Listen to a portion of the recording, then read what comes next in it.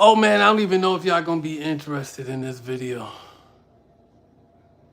What kind of fruit would I be and why? Y'all people are crazy. Listen, I had a bad day today. I made a bunch of bad decisions all day today. Just all day today. Everything, just a bunch of bad decisions today. That's all I did today.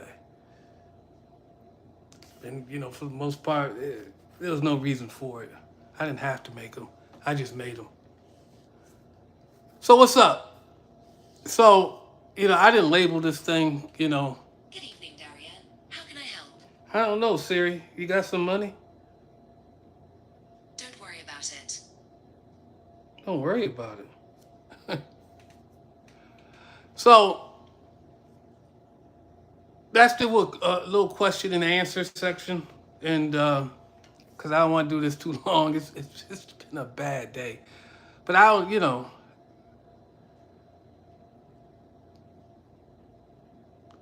I'm always road raging. Yeah, that's one of my problems. I'll tell you that. Oh yeah, I should play the lottery. Thank you. I should.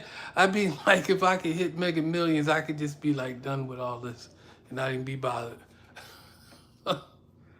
Life would be so much better. Uh, yeah, I'm gonna go out and dust them off. um, how many people watched the whole of the last video, or at least the end of the last video that I posted? No, no, yeah. I don't know about me being a police officer. I don't know about that. I mean, when I put on the uniform, I am like 100% responsible. I mean, that's the way I would conduct myself. But mm.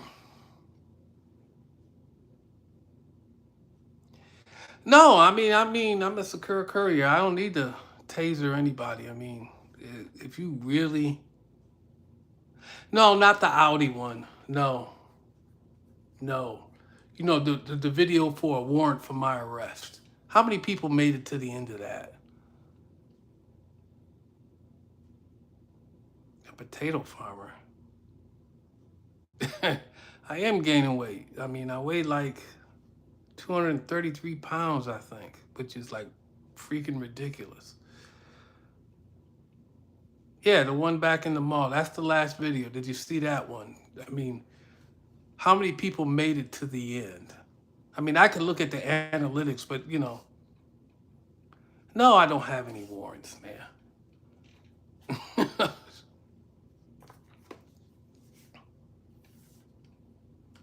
So, because I'm gonna post up the answer to that. So if I post up the answer to the question that I was asking, and I mean, you won't understand it unless you got to the end of the second video.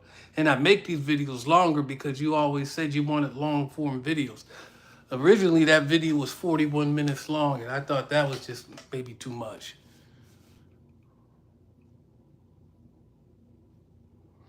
Oh my God, what's up? Coming from Fred Hall. Hey, how you doing, Fred? Man, it's been a long time, dog. It's been a long time. Why am I not in the truck? I don't need to be in the truck, but maybe in a few years. I don't know. I'm not really interested in being in the truck. I'm not really interested in transportation at all.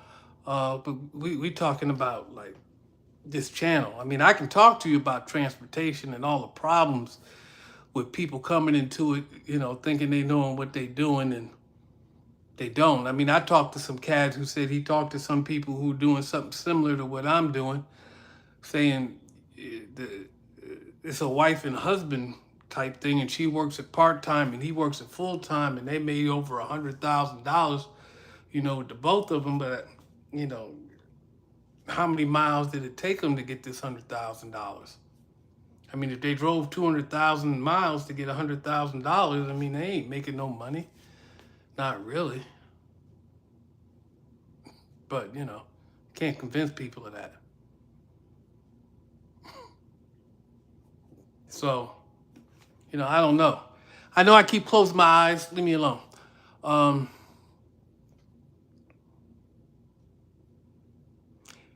no, I mean, dude, the truck, driving the truck has enabled me to do the things that I'm doing now. It helped get me the money to do the things that I'm doing now.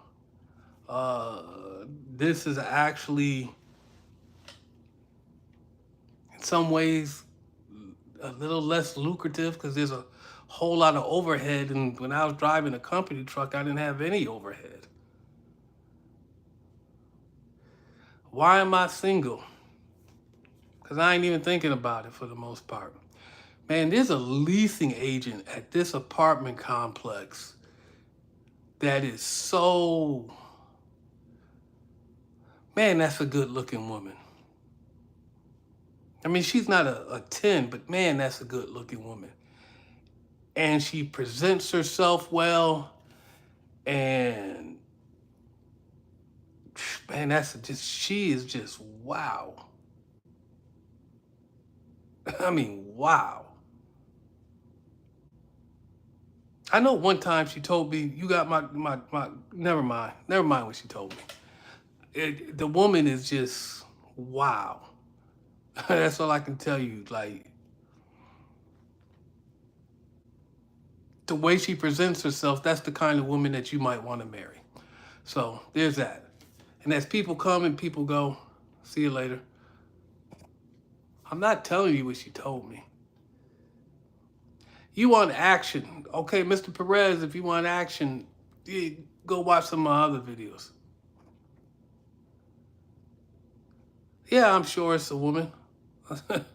I'm absolutely positively sure it's a woman. Be honest, it's me.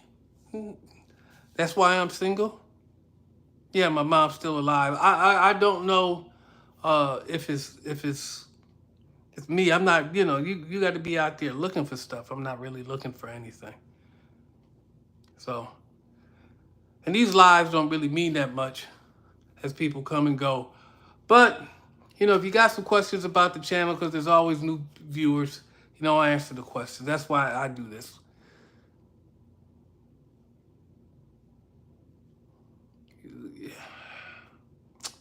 I'm getting, you get undercut. If you talk about logistics, you're getting undercut. Like, a lot of people don't understand the difference between generating money and making money. Because I generally know what this person's getting. They're getting about $1.10 a mile. I mean, he didn't tell me that, but I kind of know that. And if you got to drive 300 miles out and 300 miles back, that's 600 miles, right? But you're getting $1 a mile now. So really, when you factor in the 300 miles back that you don't get paid for, it's actually 50 cents a mile. Well, the government will allow you to write off 65 cents a mile. So you're actually losing money. You're actually not making money. You're not making anything. And then, you got to factor in what it costs to replace tires generally. With a new set of tires for $1,000, 2 cents a mile. Oil changes about 2 cents a mile, right? Because you should change your oil every 5,000 miles. How you factor in what you need to save for maintenance? How you factor in what you need to save for replacement cost? I mean, he wants to replace this vehicle in 100,000 miles. That's about 20 cents a mile. If you're making $1, that's 150 your money. Uh, let's just say, to make the numbers easy, another nickel for um, general maintenance like oil changes and tire wear, normal wear and tear. And then it's about 7 cents a mile because he's got a hybrid, about 7 cents a mile for gas. And all that's coming out of that dollar. So 27 plus 25. Now we're at 33 cents a mile. And I don't know what it costs, for coolant flushes, radiator drains, and things of that nature. And then, there's always the unexpected: alternators break, air conditioners break, this breaks, that break. But then he wants to buy another hybrid. Now, we was just talking about $20,000. That's 20 cents a mile, and he shouldn't buy a hybrid used, because the worst thing about a hybrid is when the batteries go bad, they're the most expensive part of the vehicle. You might as well throw the vehicle out because the batteries are too damn expensive. So now we're talking about $35,000, and now you're talking about like 35 cents a mile.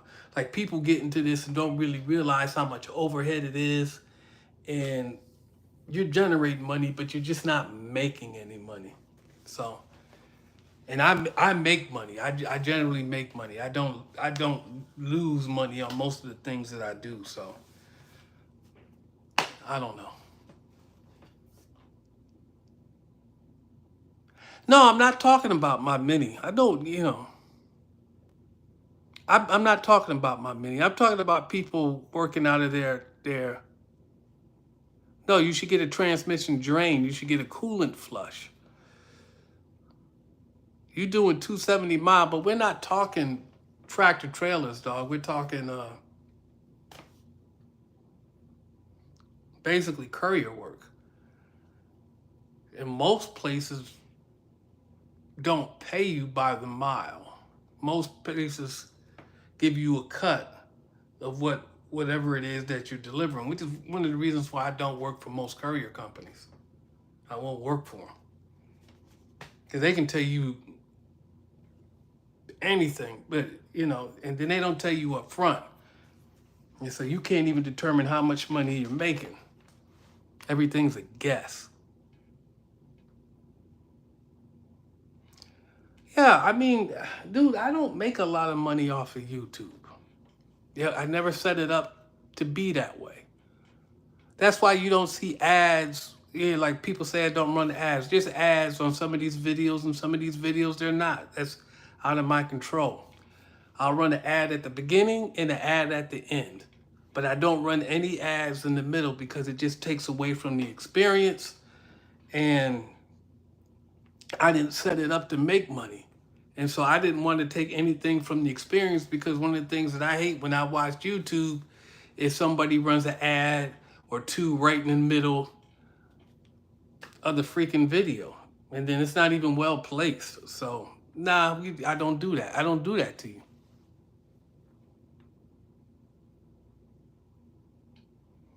Yeah, it probably is too controversial. Well, no, I mean, like, listen, if you did cars, you can make money. But yeah, then Kennifer, Kennifer would never uh, go on video. No, I can't be a bodyguard. I don't do bodyguard work. I'm not good at it. I'm 55 years old now. I don't want to do it. You should get somebody younger. Right? I love this channel sometimes, man.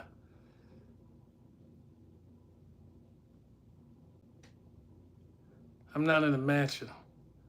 I'm in an apartment.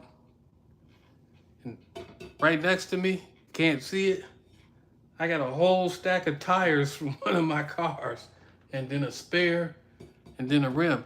Actually, this year I'm not making that much money at all, because my cars are not in disrepair. I'm not living off the maintenance of them, but they're not really where they should be.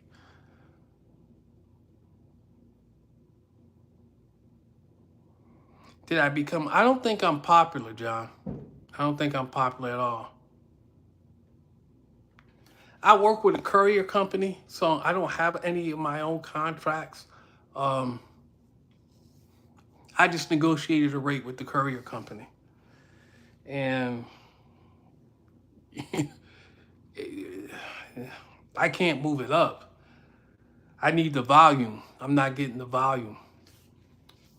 Like I said, I got other people. He's got contracts with a couple companies. One of the companies that I would make, I did a lot for last year. Not so much this year, and that's a cause for concern for me. But we already know that people are undercutting our rates, and even when he pays me, he says sometimes he loses money because he doesn't get what I charge him a mile. But his view is I make some money on some loads. I I, I I lose some money on some loads, but as long as he makes money overall, he's good. And so that's the thing that he taught me. Because there's some things that I do for him, it really doesn't make any sense for me to do. Um, and they're definitely losers, but overall, I make money. And so, we're good. And it's been worthwhile. Not this year. Not this year.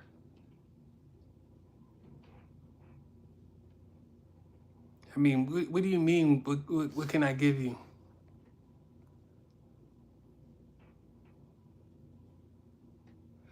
Uh, you want me to be on OnlyFans? What you want to do? Me take off my clothes and shake my ass or some shit? What am I gonna do on OnlyFans? I mean, I'd love to make some. I mean, really dive deep into transportation and like kind of get a graph and show people like, dude, you're not making any money. You're generating money, but you're not making any. You're actually losing money, but you you accept these rates. You shouldn't accept them. Atlanta's real bad for that too. Of course, I don't spend most of my time in Georgia right now, but I don't know. No, I'm not locked up.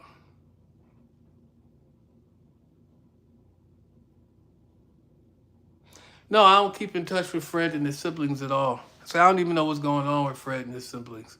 Let me go back through these. I can't give you any advice, Cherry Life. 35-year-old with their own place and self-sufficient. I mean, what kind of advice? What do you want to know, Darren? Why don't you grow your hair out like you had it in Atlanta? Uh, pump up the volume. What do you mean? You want me to talk a little louder? Number of views would disagree. Yeah, there's a lot of views, but I don't think I'm popular. Do I have high blood pressure? No, I don't. Right. Yeah, you should do a semi truck. And then you should go over the road and Liberty Media News if you're single, um, or you don't have a wife and kid, if you live in an apartment by yourself or got your own house, you shouldn't get rid of that. But if you live in an apartment, yeah, man, you can dump that, put the stuff that you really want in storage, stuff that you really want to keep in storage, and get rid of the rest of that stuff. You don't need it. You can buy it over again. Some of it. I mean, if you got your furniture at rent to own or something like that, you can get rid of that crap. If you pay $500-600 for a couch or $700 for a couch, I don't know what they cost. It's been a long time since I brought a couch. Man, you can get rid of that stuff. Washing machines, dryers, man, you can get rid of that stuff. Man, you could buy your own house all depending on where you want to live in 3 years. Just being a truck, you should have nothing but a storage bill and a cell phone bill. And if you can get rid of everything, then you can get rid of that. You shouldn't even have a storage bill. You should just have a cell phone bill and just keep your money. No, Ray, the stress that I went through at the Metro Mall hasn't taken a toll on me. When I was at the Metro Mall, after a while, it did take a toll on me. I was tired of it. Kind of tired of like driving too. Um,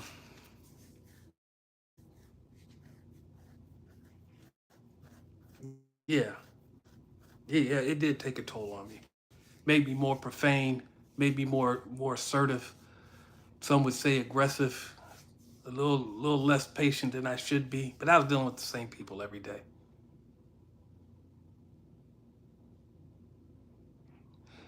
Oh, I don't even know who Will Rogers is. Then he mean on brakes, e-scooters. I mean, where you gonna scoot to? most truck stops that I've been to across the country, you have access to very little. It all depends on where you're at.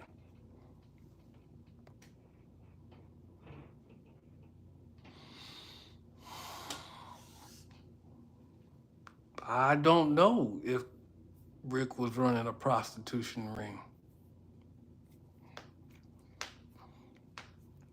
I don't know. I always thought he would be dangerous if he was a pimp. And I can't say whether he was or he wasn't. He did like certain kind of young women, though. He was kind of similar in that way. Um,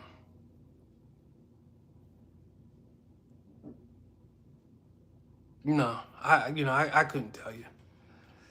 There were women around him that I would suspect that they were doing some things that maybe shouldn't do. But hey, who knows? I'm a creep. How's our creep cherry life? That's the kind of questions I want. Darren, what's the capital of Louisiana? Put it in mind like, hey Siri, what's the capital of Louisiana? Here's an answer from Maps of World. Baton Rouge. Baton Rouge is the capital. There you go. I take myself way too seriously. You got to expand on that. I don't know where Fred's at.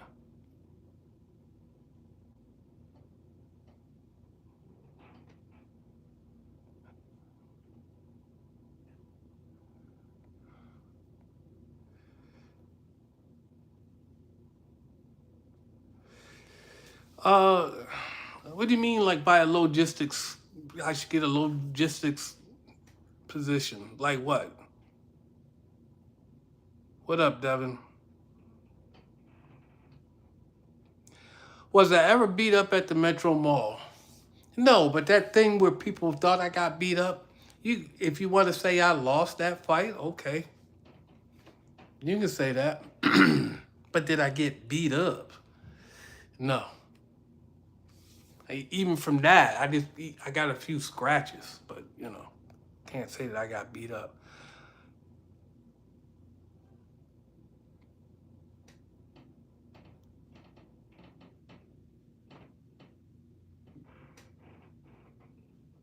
Let me see. It was Rick. Okay, I got that. How's Tanisha? I don't know, Kev. I don't know. Going back through here, Blockhead, this is Will Rogers. What's good? Who in the hell is Will Rogers? Who are you?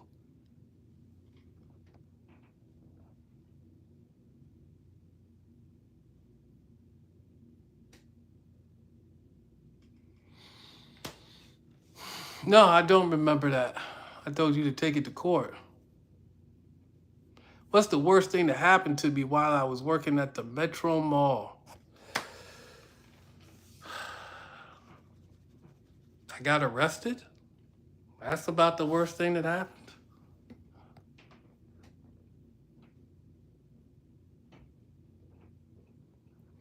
Oh, brother. Okay, so Kennifer wasn't lazy at all. No, I don't stalk the Kennifer D Money. Kennifer wasn't lazy. She's not a lazy woman. What are you talking about? Are you talking about 200,000 a year, or I don't get it. You advocating for that van life? Van life is less expensive, but it's not inexpensive.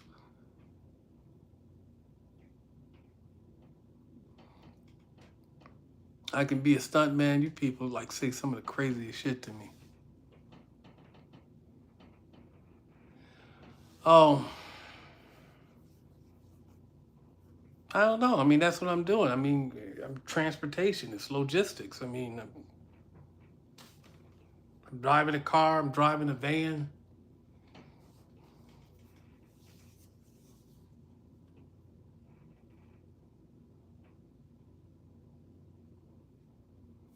Are you over the road, man? Are you, and who are we? Are you a team driver? Because I always thought that was a ripoff. Did somebody break into the apartment? Yeah. So my apartment was right across from Marcus Purnell's. Right? So so you had the background. My apartment was across the way from Marcus Purnell. My mother was staying with me. I brought my mother from Detroit to Georgia, or from Michigan to Georgia, right? And then one day there was a fight out on the breezeway,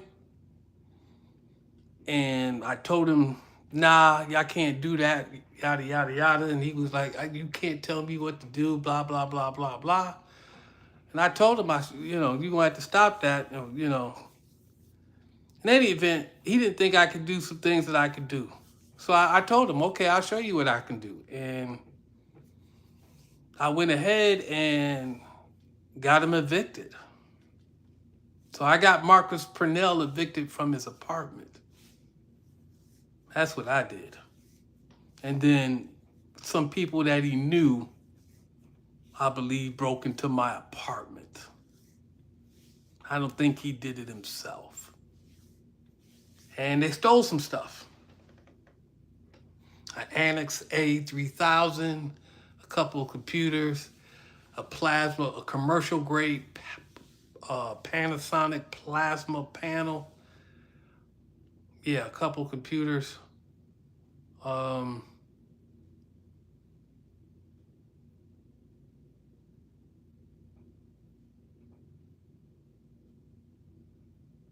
Yeah, just some electronics. They didn't, oh yeah, on the Annex A3000, they stole that. So, yeah. And I think it was known across the apartment complex. I saw some kid smile at me the next day like he knew what was up. So, but you know, whatever. The internet straightened me out, dog. They gave me $23,000. I gave 20% of it to some cat who set up we'll just say GoFundMe. So only out of that, I only think I took away like 17,000, maybe 18. I gave him $5,000. That's what I gave him. So I was more than compensated for that.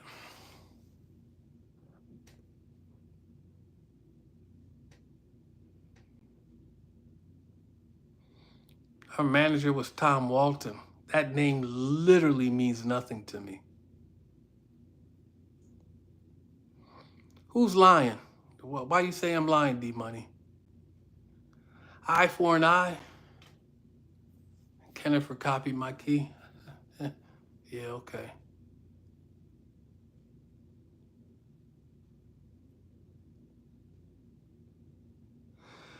Do I feel like I was compensated properly for the job that I was doing?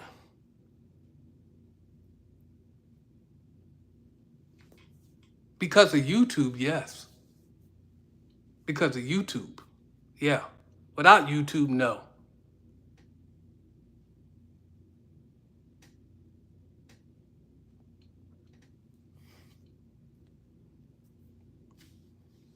You know, I got some shirts that I could just give away because I can't wear them.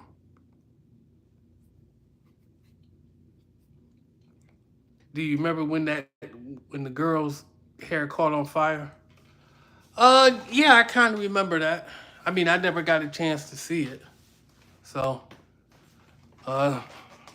Francis definitely didn't want that on video. So, the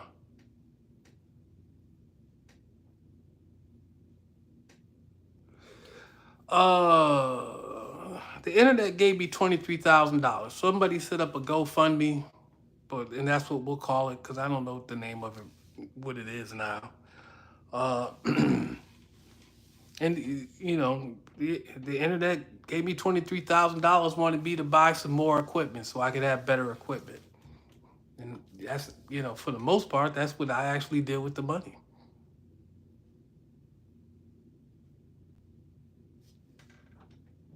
I don't have any favorite videos. I mean, you guys like this stuff. I mean, you know, I am going to try to make myself, I said, I'm going to make myself like post regularly until this stuff is done. Because I don't like looking at this stuff. You guys like looking at this stuff. So I'll put it up. And I know I can't make 500 videos or 1,000 videos about transportation. It's not even possible. I think of 2 or 3 and really just dive deep into the numbers, like if you're doing courier work, and why, for the most part, you shouldn't even waste your time.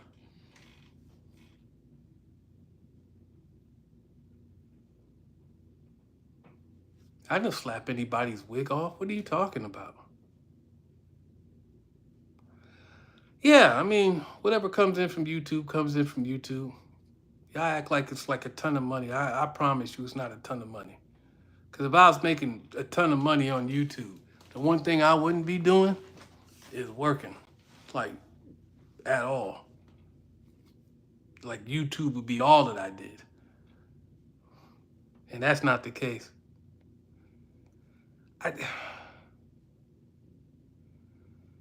Oh, Deborah.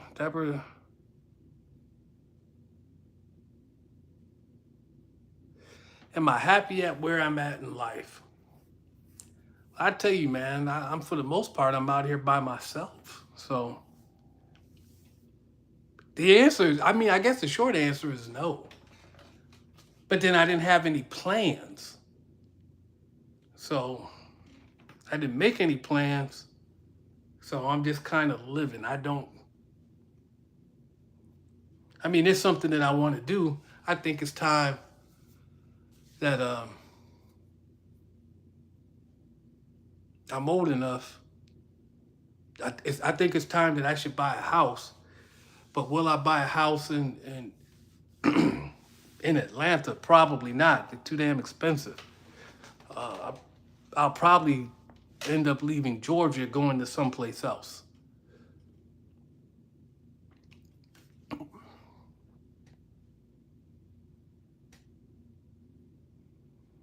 I'm not doing security work. This channel is all about like security, right? For the most part. And I'm not doing that anymore because there ain't any money in it. $15 an hour, $17 an hour. You know, $20 an hour is $40,000 a year. And I promise you, I've made more than $40,000 in a year by a significant amount. So there's no reason to go back and do it. Not to put myself in that position where, you know, I can make videos. You know, Ice-T said one thing, like on one of his interviews with Drink Champs. He's talking about his hood card is his hood pass is invalid. He said he don't go back to the hood. He don't hang in the hood. He don't know the hood. He was able to make it out the hood. So why would he go back? Take that logic. Take that mindset. I was doing security. I make more money than I was ever doing security. Even with the YouTube money, I made more money doing what I'm doing now than I did with security. So why would I go back? Why would I go back?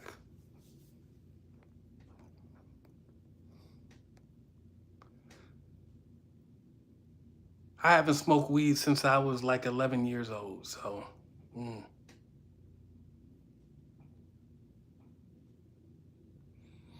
I don't know what kind of content. I mean, like I've been thinking about that for years.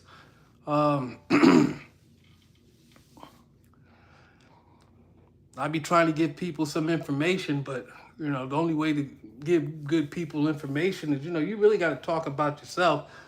Somebody talked about my road rage, and yeah, it's real. And I be trying to figure out how to not control it, but to get rid of it. That kind of anger, and where does it come from? And understanding, and then why people do the things that they do. And then some other things that are my problems, that my skill set driving has increased significantly over the years. And me just being impatient. And by the way, things don't make you happy. Uh, but I'm at most at peace. And I think joy is too much of a word. It's kind of when I'm driving. It's kind of like Christopher something who made, sailing. I don't know. What's his name? To best explain it to you, I mean, you'd have to listen to the record. We do a search. Uh,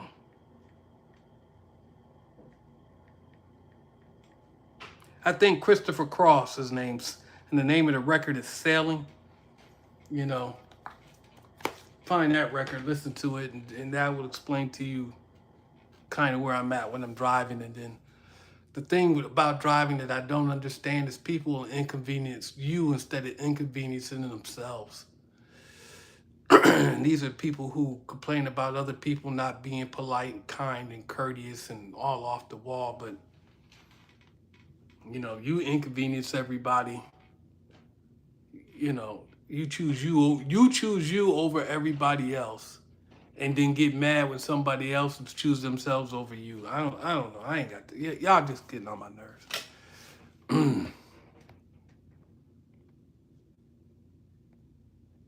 I don't know. I mean, I don't open my eyes. I'm thinking. So when I'm thinking, I just close my eyes.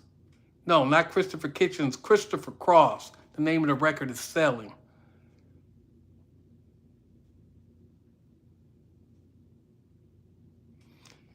I'm not taking offense. You know when I take offense. I mean, I'll cut into you. You cut into me, I'll cut into you. But I'm not really taking like offense. I mean, I go back and forth with people all the time, right?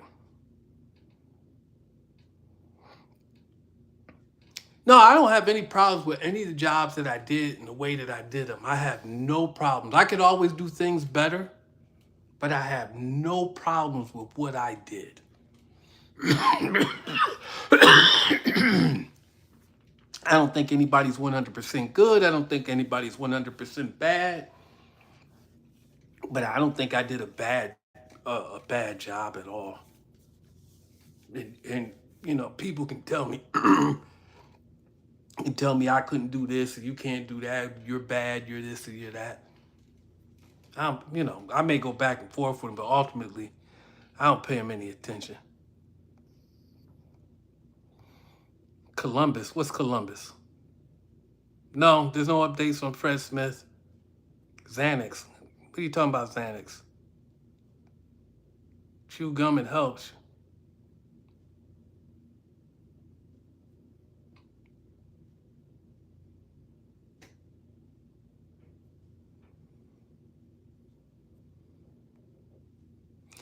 Yeah, you know what? NYN, living in the hood is fun. So I was telling some person that like living in the hood is fun.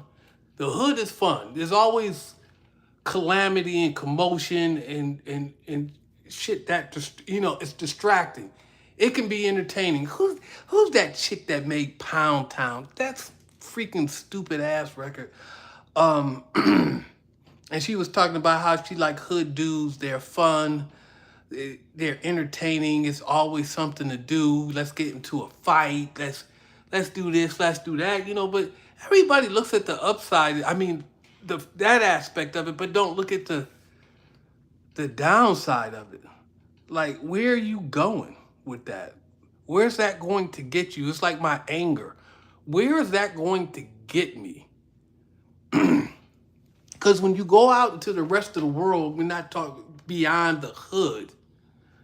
People are not going to be accepting of that instantaneous anger, that cussing you out, that telling you off, that all that,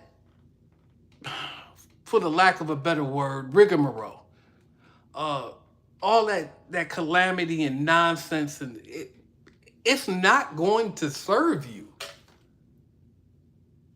And then if you're wasting your time paying attention to that, dealing with that all the time, what are you not giving your attention to that can take you from a place where you're around that to where you're not around that? I mean, nobody ever gets out of prison and wants to go back to prison. Ice-T said that. Nobody ever gets out the hood and wants to go back to the hood. And really, you can't go back to the hood if you don't know what's going on around you. And so once you leave, you should never go back. And I don't care how fun it is, go find something else to entertain you. That's all I can tell you.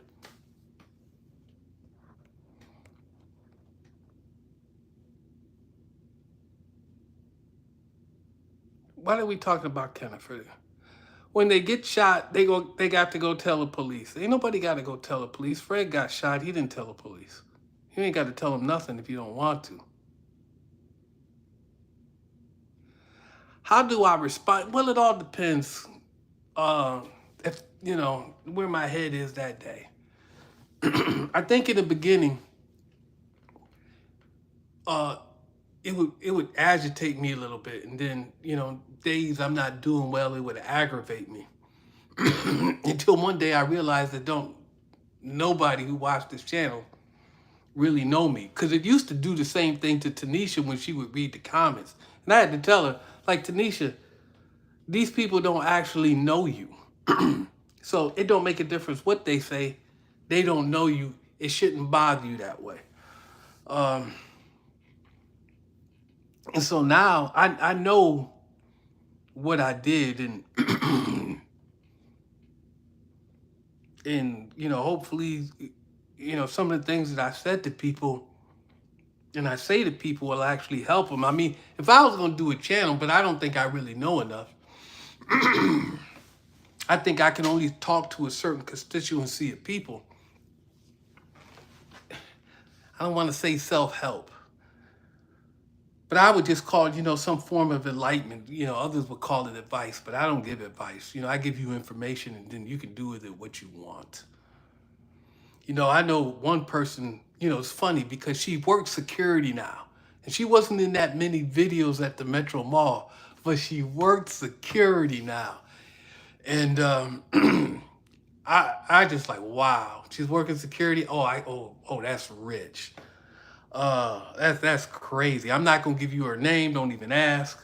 Um, that's that. Okay, you work. That's so crazy. Uh, but she's a pretty good looking woman. She wears too much makeup. She's got false eyelashes, and she doesn't sometimes speak fondly of some of the people, some of her people. And I'm really tempted to tell her that, some of the things that you say and you do, because I can, you post on the internet, you shouldn't post. And like that whole thing with me about like the Punisher and Rainbow Punishers, not a good look. I maybe shouldn't have posted that, but I'm gonna leave it up there. But I'm telling her, like, listen, I should tell her, like, somebody, if you do something that can get you arrested and you don't have that kind of faith in your people, uh, aren't you leaving your daughter in the hands of people that you don't have faith in, that you don't really mess with? Um, and that's just temporarily locked up. Let's say you did something good enough to, good enough or bad enough, however you want to say it, to go to prison. Then what's that like? And so, then it comes down to what you value. These are the kind of things that I kind of tell myself sometimes when I'm on the road. Like, what do you value? I mean, like, so sometimes you got to take that L. You don't like it. You're from the hood. You don't like to take L's. But it's whatever that situation is, it's temporary. And the people talking stuff about you, and this all hood stuff, right? Who are they? What are they doing for you? And what do they even matter? They don't really matter. So why are you giving what they say to you any kind of value when it's not serving you and it's not serving your kid, and it's not taking you to some place where you want to go. So I don't know what to tell you.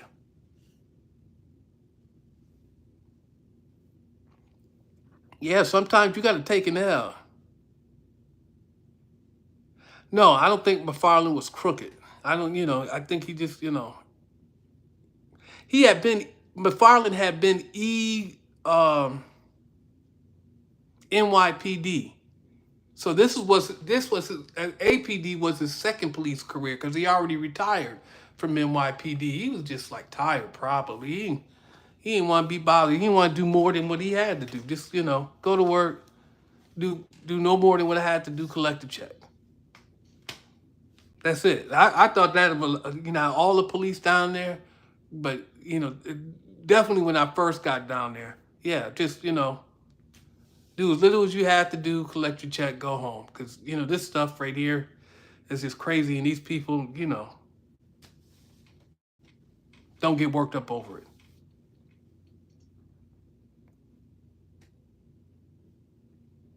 If I ever take an L in my pants, man, if you don't get the hell out of here. Uh, Kennifer's not a lesbian. Who's Phil? I don't know who Phil is. What's my favorite TV show? The best show on TV, or has ever been on TV, in my opinion, is The Wire. So,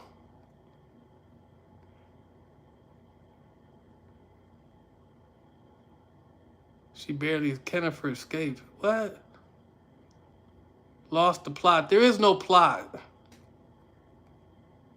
Ain't nothing but opportunity in space. Okay.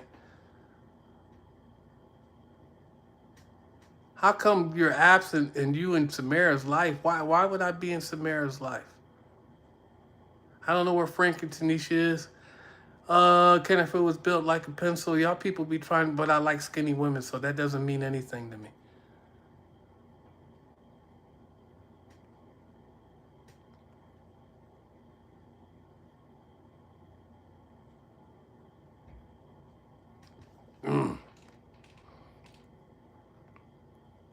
Santana got killed. I don't think Santana got killed.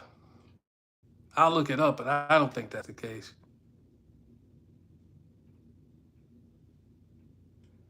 Uh, what, Kennifer? Kennifer, I didn't creep Kennifer out by no stretch of the imagination. People don't ask me to come on their podcast, man. This stuff is old news.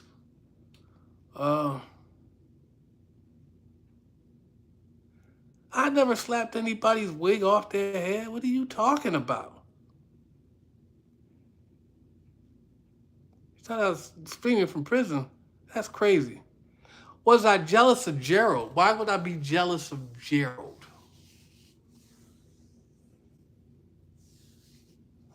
I mean, you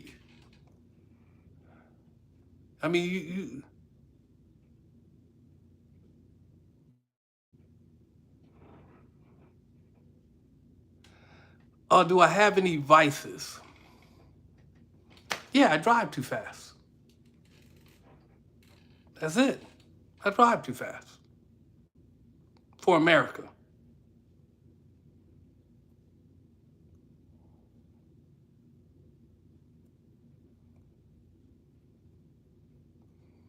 They weren't getting the cut. It just wasn't. Nobody wanted to deal with it. I won't tell you the cop's name because he maybe only been in one video. But I think they had offered him a job down at the bus station, the Greyhound bus station. And they were paying those guys, like, at the time, like $40 an hour, $35, $40 an hour. And they were turning it down. I mean, nobody wanted to be bothered with that nonsense. I mean, the people were turning that down. You can keep that money. Even when they wanted to downtown, like they got like some kind of midtown security patrol that's staffed by off-duty police. They wanted to do the same thing downtown. I don't know if that's in place, but I remember V telling me that man, people didn't want to do it. They, they just didn't want to do it. They didn't care what you paid them. I mean, you'd have to come up with some astronomical number. People did not want to do it. They just did not want to deal with that nonsense.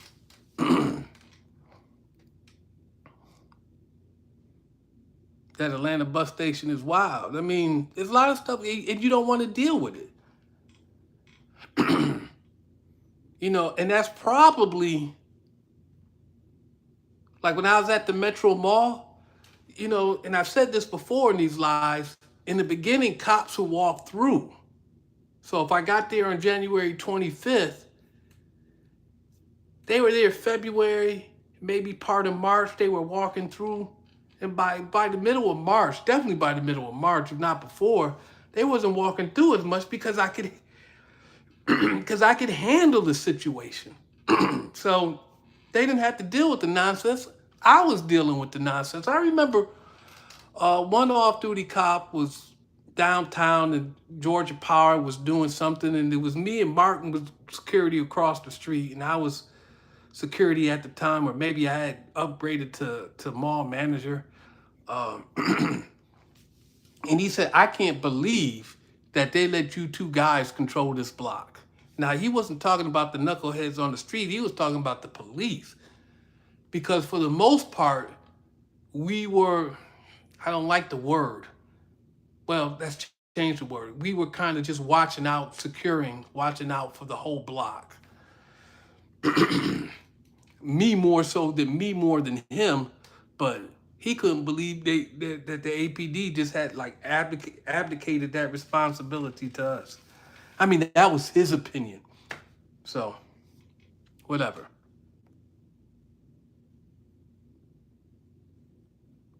Who put me on blast?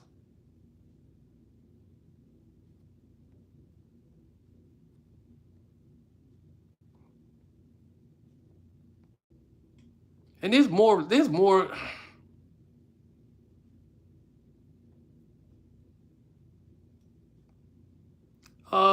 Tanisha never sat on my lap. Like I would allow that. That wouldn't happen. And be honest with you, she wouldn't do it anyway. I've been to Canada. Yeah, the Tail of the Dragon. Yeah, if you want to call that a vice, there you go. Because I'm going 2 more times this year at least.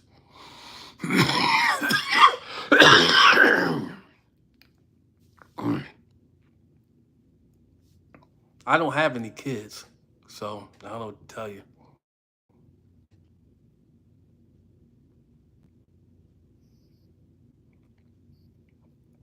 I was never going to slap her. Jennifer never said such a thing.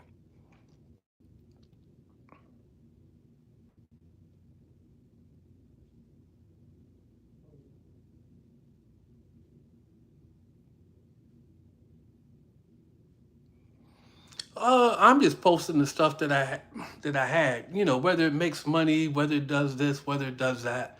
I don't know. You people want it, so I just give it to you when I just feel like doing it. That's why. That's why 10 years later, I'm not done with it. There's a video from the liquor store in Detroit where these guys are talking about divvying up the coke or yeah, they did something, and I couldn't believe they were having that conversation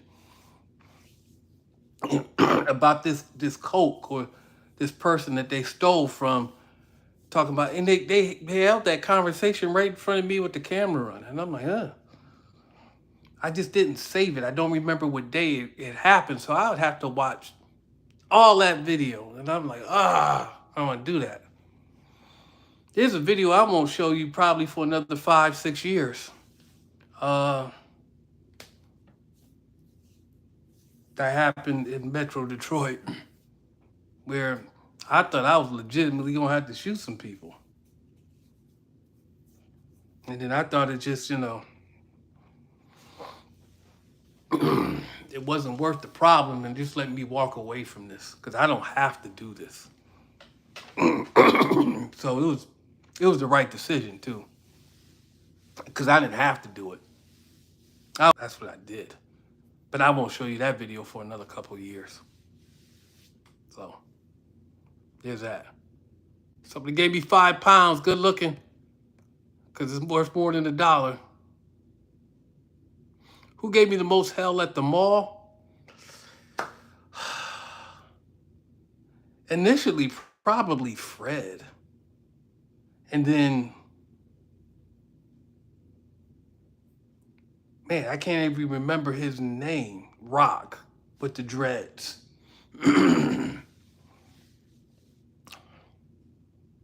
then,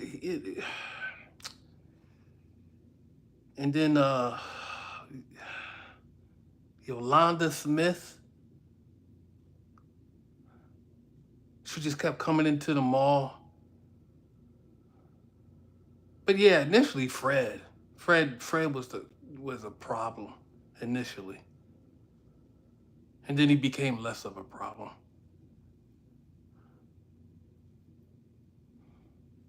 And then yeah.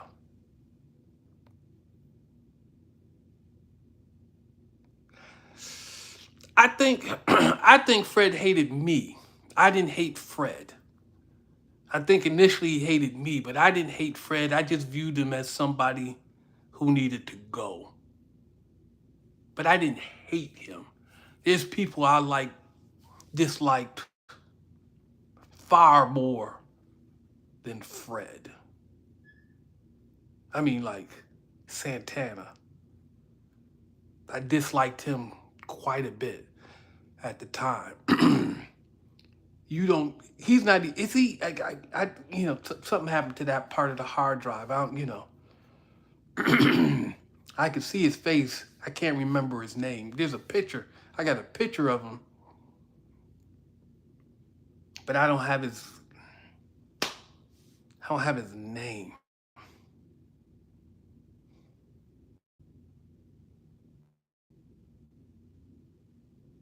But I can't say like I out and out hated people like I did, like I despised them. Maybe Purnell, but he was never down there. So, like that.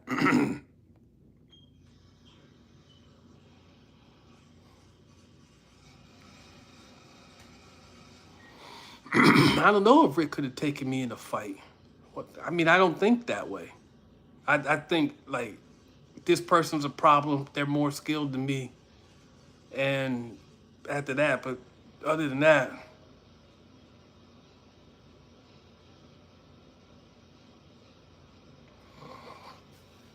I didn't feel like I was fighting a losing battle. I didn't think I don't know if I thought I was going to win. I think I won every time that I was down there for the most part until I got arrested. But I didn't think did I think I was making any permanent change? No. I never thought that once.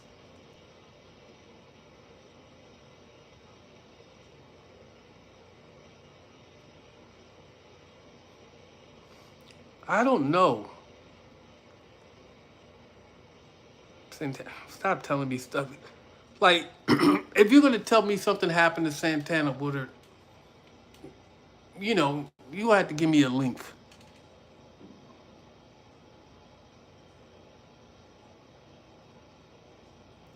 Red was annoying. That's what I thought of Red. Red was annoying.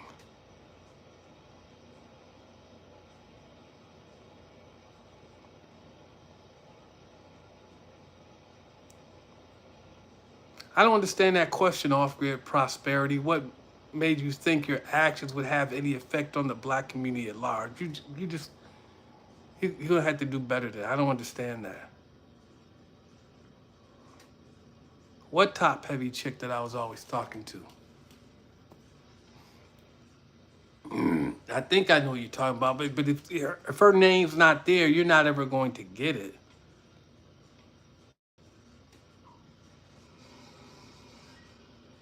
Which tattoo shop? So Tony Kennifer's cousin, she worked at one, but I don't remember if was Phil the white guy? Was he the black guy with a whole bunch of stuff in his face?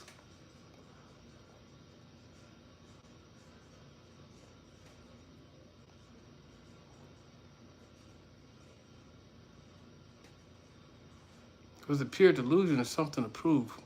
Okay, hold on. Maybe this, I wish I could go live with this person right here. This off-grid prosperity. He seems to be actually trying to ascertain some things.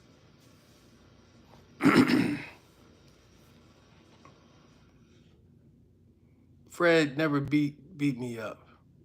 I don't know what you're talking about. You gonna feature Bobby on the track? What are you talking about, man? Y'all talking some crazy shit. I can't keep up with these things.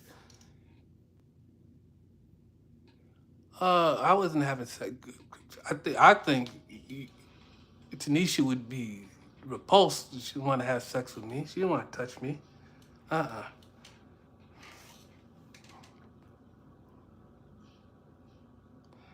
No regrets with how I dealt with anybody at the mall.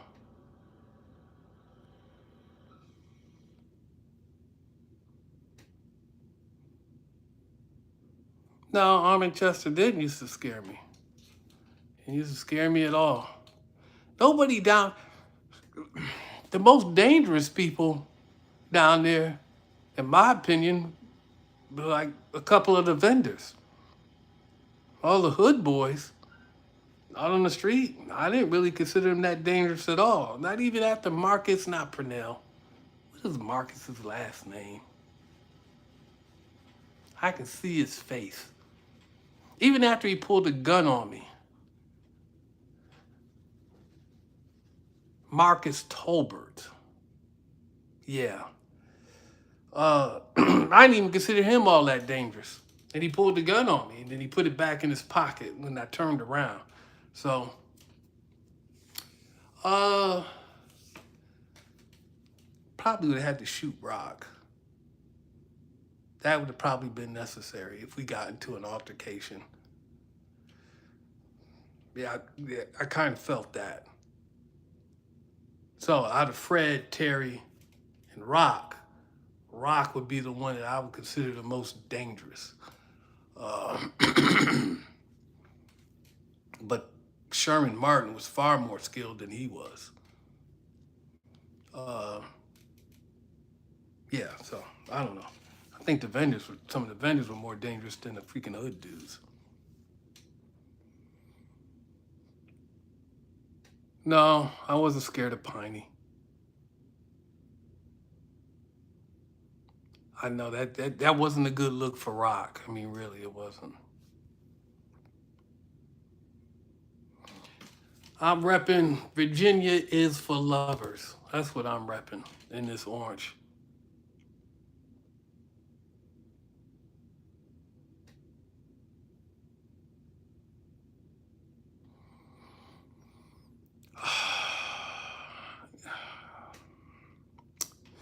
Well, the thing in Detroit where I could walk away, I was working for a security company. But I had already told him I didn't want to be on that post. And there's some other things in the background that I'm not going to tell you about that made more sense for me to walk away. Like, people want me to go back and do security in Atlanta, say. Like, listen, I walked away with a W. Ultimately, I walked away with a W. I ain't doing the West Side stuff. Ultimately, I walked away with a W. So you never give people another. When you walk away with a win, you shouldn't go back and give people another bite at the apple. The hood boys are one thing, but then the police are another. The prosecutors another. Don't give them another bite at the apple. So, but at the time, no, you couldn't walk away. You couldn't back down. Because if you back down, you couldn't control the environment. That's why I didn't walk away. And you had to be able to control the environment. You had to have that presence. And if you watch that last video, where I was talking to old boy in the tattoo booth. I can't remember his name. He had gotten in a fight with some dude, had a real big gap in between his teeth. If you listen to what he said, he said, well, you wasn't here the day before, but we thought it was going to turn up earlier today. But see, this is the value of your presence, because when you come, things will calm down. When you're here, things calm down. And I had a reputation of doing things, so people wouldn't do things necessarily around me, because they knew I would do something. So when Danny Marshall shot somebody downtown and went to prison at 30, I know he got life, but I don't know if he got life without possibility of parole. But I know he got life, so that's at least 25 years, right? Had I been down there, he wouldn't have shot that guy. So he wouldn't be in prison if I had been down there. At least not from that situation. There's a couple other things that happened downtown. Had I been there, they would not have happened, because I had that kind of presence. I wasn't the police, but by any stretch of the imagination, but people knew I wasn't afraid to talk to the police. And I would tell the police anything, and then nobody liked that camera. And because nobody was scared of me. Nobody was scared of me. But they didn't like that damn camera. And then I knew what I was doing. And you know, Rick would tell you, well, but Darren said he can do this, and he said this is why he can do this. Or he can't do this, and this is why he can't do that. Nobody's ever seen that. So, for somebody in my position. So, I don't know, man. But that to answer your question, you can't control the environment if you walk away. All right.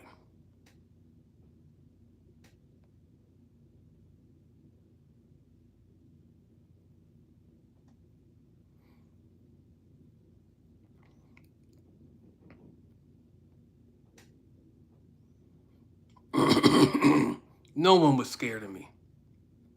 No one was physically intimidated by me. They weren't worried about the gun. If they were worried about anything, they were worried about the taser after I tasered Simone, because then they saw that I would use it. But nah, man, nobody's scared of me, man. No one was scared of me. I'm not physically imposing. Why would you be scared of me? So what? The gun don't mean nothing. Tasers, you dudes down there had guns. They just weren't them dudes, right? And when people say I can't play with them dudes that are about that life, I tell them, well, yeah, I can. You just got to move differently. But no, you still step up to the plate. You come to the bar. You come to dance, right? We came to play. I mean, we gonna do a thing if you want to do a thing. I'm not a tough guy. It's just I got a mentality. I'm here. I'm running this. This is my spot. I'm gonna influence things outside of my spot, because you never set up your perimeter at your front door. That's military, right? I'm gonna set it out. I'm gonna push it back, and I'm gonna have some influence beyond my front and rear door of the Metro Mall. I'm gonna have some influence over this. And if you really about it, we gonna really do a thing, right? If you really about getting rid of me and you ready to commit murder, I'm not gonna back it up. But I'm not a tough guy. Y'all need to get that out of your head. So I'm not a tough guy. You go to Croatia, or uh, uh, uh, go see a soccer hooligan in England. You want tough guys? Go check them people out. I'm not them people. I'm not a tough guy, but I do have a certain mentality. So I don't know what to tell you. I don't want to open my eyes, man. I'm thinking.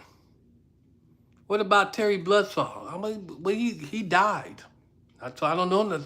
I do know that he died. They say of non-violent death, but he's dead. So Yeah, a gun doesn't make you tough. That's not tough. I mean, you have a chance to win. You can win if you're good, but then you can also lose. Check this out. So this is what I learned in the army. You win 100% of the altercations that you don't get in. You don't get into this fight, this altercation, you win 100% of the time. As soon as you get into an altercation, your chances of winning immediately go down by 50%.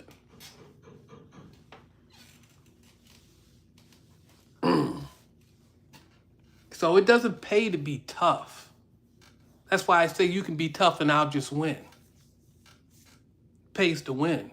If you get ambushed, I can't remember the number that he gave, but there's a thing in the military where they say, you're too light to fight, but you're too heavy to run. So let's go ahead and take our positions because we've been ambushed and we can't run. You're running from a distance weapon, which is crazy. Nah, man, you got to fight. Um, that's something I got from the military. So actually, I can remember the drill sergeant's face. I can't remember his name, but I can remember his face. He was a white drill sergeant. You're too light to fight, too heavy to run. You get ambushed. You got to take your positions and you got to fight it out because you really can't run. So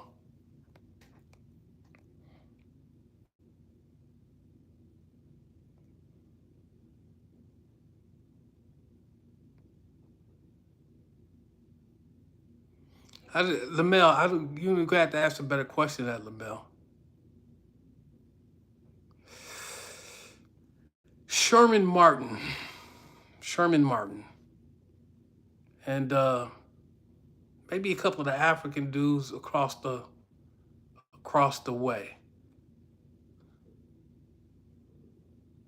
Those are the people I would I would watch out for. And the people that hung around like Sherman Martin.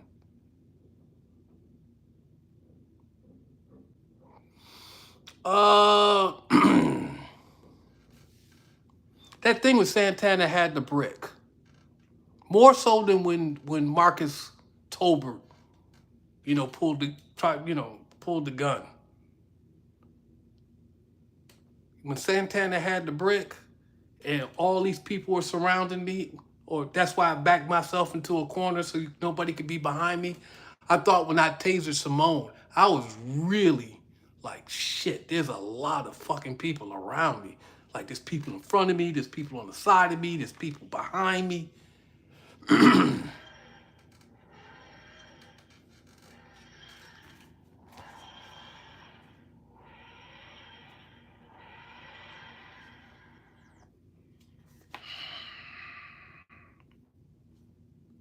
You have to give me Kim's number.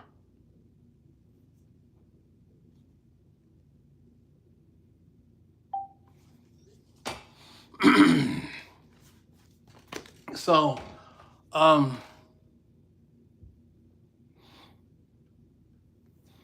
no, I want to live in the city. I'm gonna live close to a city, and it's gonna be a small city, man. It's not gonna be a big city. It's not gonna be in Georgia. It's probably not gonna be in Georgia, although I.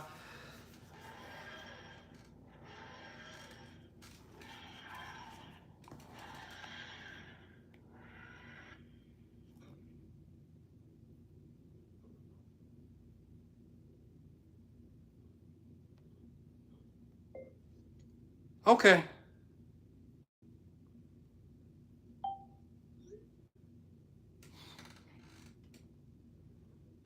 I'm doing a live stream. I'll do it tonight.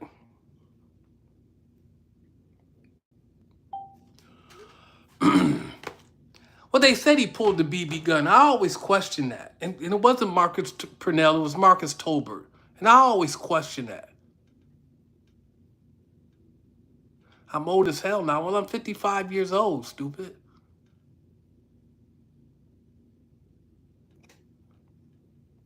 Taj Fragrance, huh?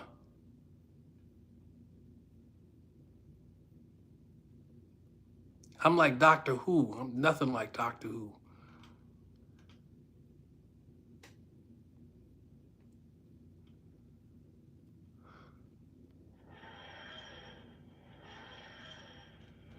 Um, well, they could have went bad.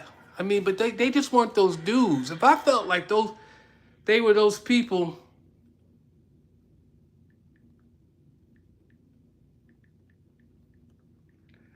I'd have had to do things differently. But like I always told people, like, you rather have me push you out the door than really set up on you and collect all this evidence and then try to put you not in jail, in prison. Because I could have just sat back and collected evidence and just put people in prison. I didn't want to put people in prison. It wasn't necessary to put people in prison. Let somebody else do that if that's what they want to do. Just get the fuck out of my doorways. Just keep it moving. Stop the bullshit. Hey, don't sell drugs here. Don't even sell them on this block. Across the block, sell them over there. Right? And then I ain't got shit to say to you. Don't smoke weed on this block because you smoking weed, it comes into the goddamn building. Stop stopping people, trying to sell them weed at the door, coke at the door, pills at the door, you know.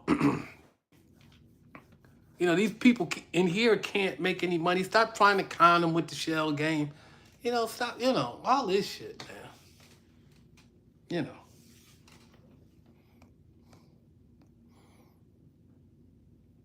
Of course I have a permit.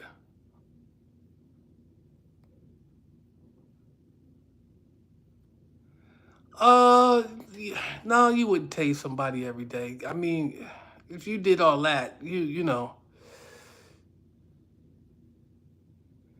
I don't know what happened to Rick. You've been following me for 12 years. My channel ain't even been up for 12 years.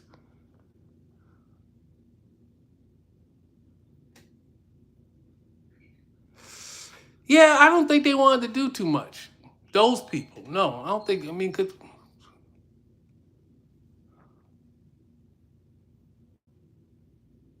yeah, Jason, that's good. I never shot anybody. You don't think that's a good thing? I mean, I tasered a couple people, but you don't think it's good that I didn't shoot anybody? I think it's excellent that I didn't have to shoot anybody. Who wants to deal with the ramifications of shooting somebody?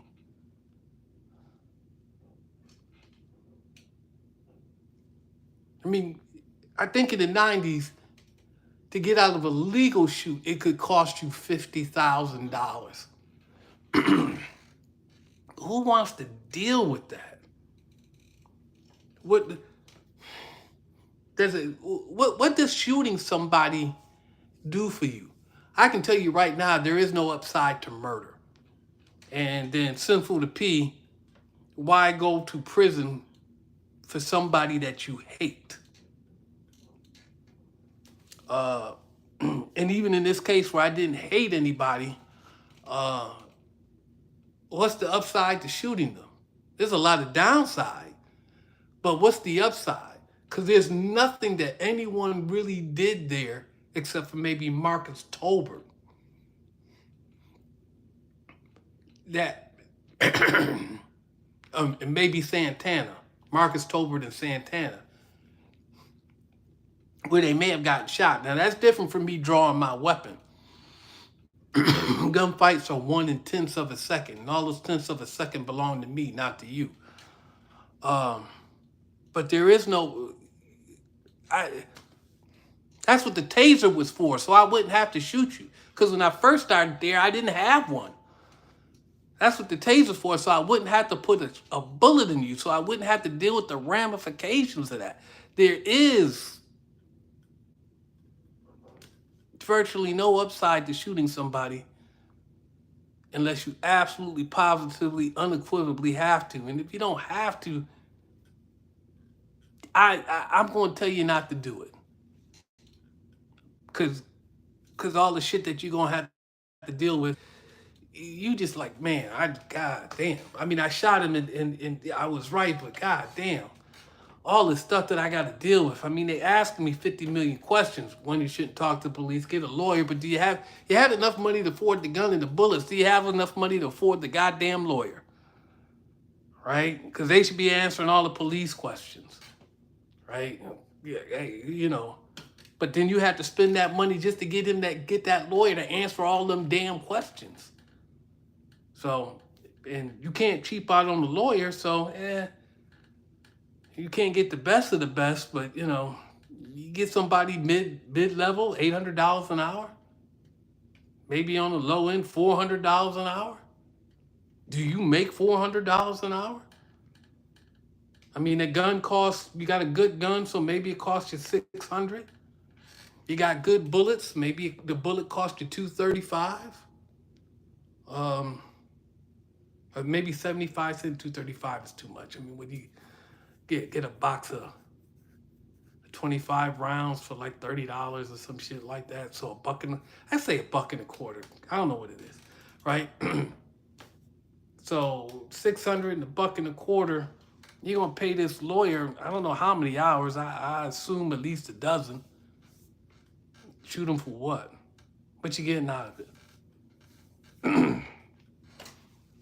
If it's not necessary, I don't think I would advise you not to do it. Just if you don't have to, I would advise you not to do it.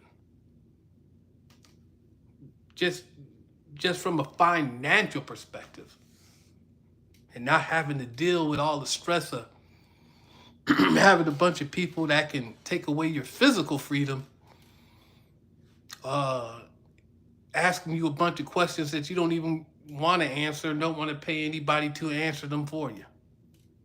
I don't know what else to tell you.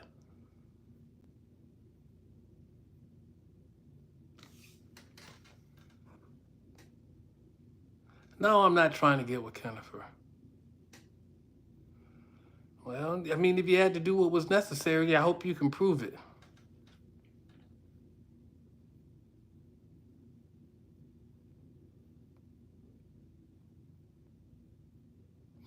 See, I could have shot Santana. I could have shot him. No need to shoot him. And in those situations, you're not protected by qualified immunity. I would suggest you don't be right. I suggest you be goddamn right. I mean, I've said this before. You should be goddamn right. Shut up, College of the Air. No, no one got at me when I got off of work. And see, people don't understand. Like, you know, I can tell you this now. But when I used to drive home, because I parked in the underground Atlanta parking garage, I used to drive home. Dude, I didn't have to draw the gun out of my holster. The gun was in my hand, and my hand was on my lap. The gun was in my hand. All I had to do was raise up. I didn't have to draw nothing. I didn't have to, no, dude, all I had to do was lift my hand. The rounds would have came right back right away. Immediately. No hesitation. And when I used to get my hair cut at the mall, no, the gun be in my hand. I ain't got to like draw to respond. All I got to do is raise up. Let's go. I was, I don't know why y'all people think that I'm like, yeah, I don't know.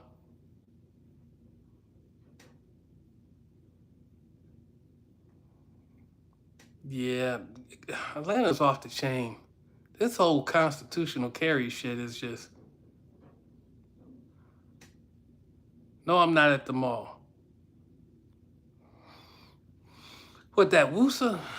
I don't think anybody drunk that stuff like Bobby.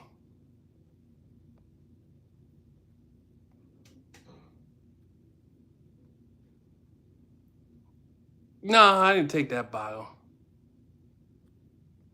Jennifer was horrible, huh?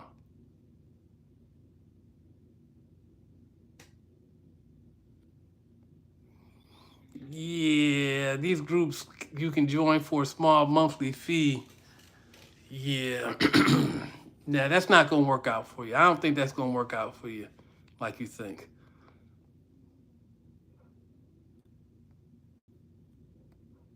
I ask a lot of questions. Hold on. Let me scroll back some.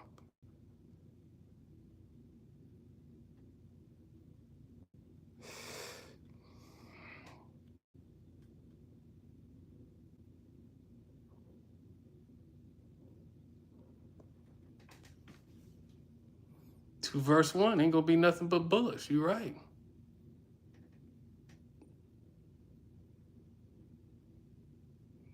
I think I answered that question. Was I close to shooting anyone at the mall?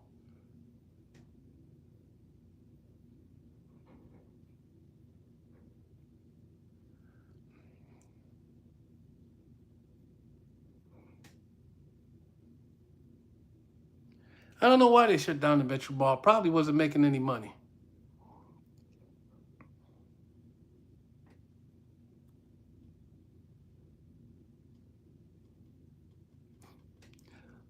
Actually, no. First they came for the copyright infringers. Then they went after the people on the street dealing drugs.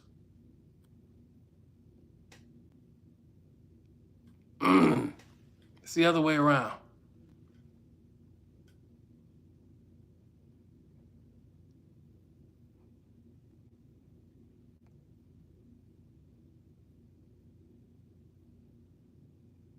That was Bobby. He's already had that black bag in his hand. That was Bobby. Vendors didn't want to pay their rent. I don't know. BB gun in the state of Georgia, you do need a permit. Actually, I found that quite. I remember when I found that out. I asked the detective about that once. Back in 05. Was it 05? No, back in like 90, 98. I asked the detective that. Well, not now. Not now, but you would be crazy to carry. Right. So right now in Georgia, you don't need a permit to carry. If you can get a firearm, you can carry it. So if you, with all the firearms running around in the state of Georgia, and all the things that are happening in Atlanta, if you're carrying and you pull out a pellet gun or a BB gun, yeah, not wise. Not wise. Too many weapons.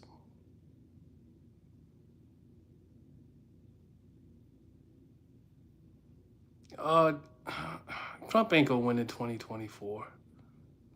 Although they say, somebody did say, right now, uh, statistically, Biden and Trump are in a dead heat. Statistically, like I think like a week ago, I heard this. I'm like, what? The man's been indicted, and people are still willing to. Never mind. That's just too much for me.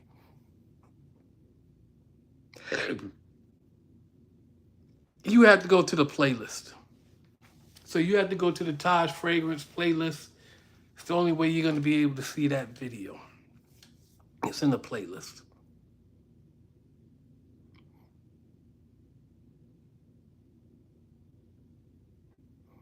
But I didn't try that man's wife like that, Sergio. I mean, she was working and I was leaving the underground Atlanta. And she was talking to him and they were having a conversation. And I just told her she should pay attention to me because I'm trying to leave and not him. And she didn't feel disrespected. He felt disrespected when it came down to. Because I asked her about it the next day. Or yeah, after he came and talked to me and he had all that dust up and all the rest of that shit, you know.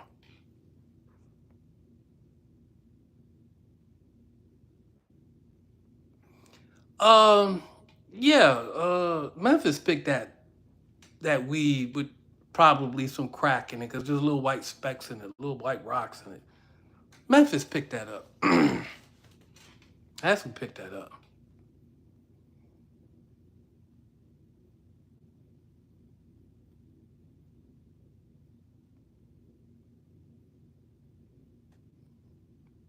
No, they're not all dead. I don't know. Who do you think's all dead?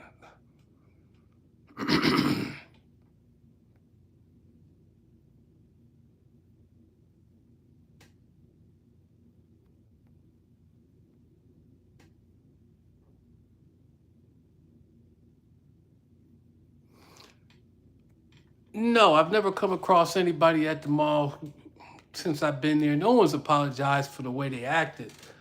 Although one dude left during the live, said, he watched our channel. He said, "Oh man, we was wild back then."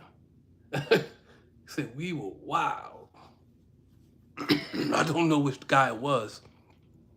I can't recall now.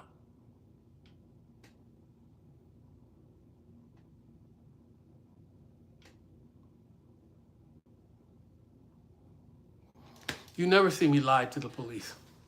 Why would I have to lie? That in fact is a lie. I never had to lie to the police. Everything I did was on camera. You could verify everything that I said. So what's the point of don't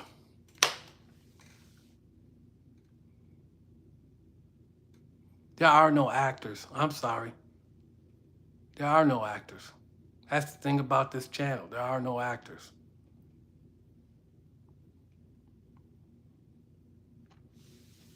What dinner money? Oh, you talking about this $50 up here? I'm not getting anything, dog. I go to work. I come back to this damn apartment. I brought a bike. I should be riding it so I can lose some weight. I gotta wash the shorts so I can ride the bike. Um, the things that I need to do that I should be doing. I'm gonna post like that second part of that video today, and then I'm gonna stop wasting my time. Be more constructive with my time. Um, Habits are a hard thing to break, and so I got to change my habits. Um, I don't like to get up in the morning. You can call me. Say you call me at like 5:30 in the morning to go do something. I ain't getting out of the bed till 6:30. Even though you call me at 5:30, I'm not getting out the bed till 6:30. And that's got to change. That has to change. Either I need to learn to get up in the morning, or I need to find something else to do.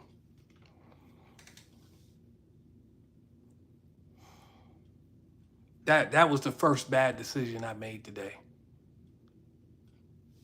Not getting up was the first bad decision I made today. And then that was a bad decision, and that was a bad decision. Oh yeah, that was a bad decision. And it all kind of cascaded. I took too much time trying to educate somebody. I went to the pickup. They weren't right. I didn't say anything wrong, but you could tell I was really agitated. It cost me 7 minutes. And that 7 minutes I needed, but just one bad decision. It's a bad decision, bad day. Dark 666, what's going on?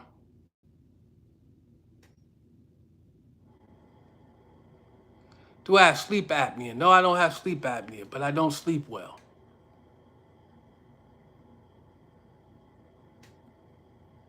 I didn't think anything at the time. No, I don't have the munchies.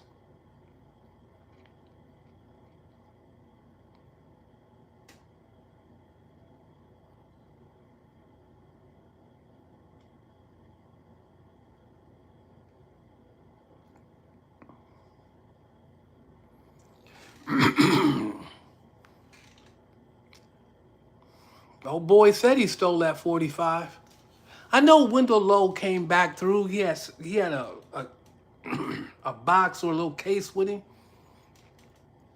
I wanted to know what was in that box or that case. I thought it might have been that 45. He walking around and they talking all that stuff. Dude, and dude was down there with his son. Like, we can talk all this shit, but if he got a 45, we need to go ahead and get the police involved, because if you pull out that 45, there's going to be some problems, and I'm gonna have to step up to the plate, and I don't really have enough authority to where he'll pay attention to me if he really want to do something, that he's going to stop what he's doing if it's something he really wants to do. If there's a cop standing in front of you, uh, you may pay attention. And then they might, with the information they're given, they might, there's exigent circumstances where they might be able to probably, I don't even want to say might, but probably be able to search that box or that case or whatever he had in his hand with the information he was given, which I wouldn't be able to make it force. I wouldn't be able to search it. It would have to be voluntary if I asked him to open it. He would have to, cops could just force him to do it. So, nobody really needs to die. So it would have been better to get the police involved in that situation as fast as I could. But he didn't cop to it, so I'm not calling the police for no damn reason. So that didn't happen.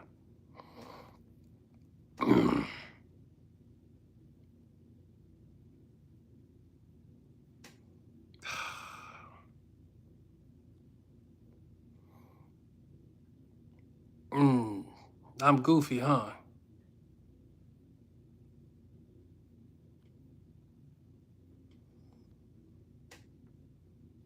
Yeah, well, I told people, yeah, if you're gonna come, don't bring your hands to a gunfight. I mean, because I'm gonna take you right there. I'm not going up in stages. We gonna go right here. This is where this is gonna end. So let's just start here. Let's not try to take it up in stages. Let's start here. Bring your gun. You're gonna come and get that gun because I got mine.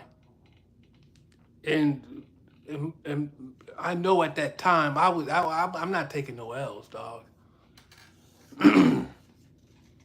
We not getting in no fights like that. I mean, even though I lost that thing against William Wright, one of the reasons why William Wright stopped, oh, because I was reaching for my firearm because he was about to stop.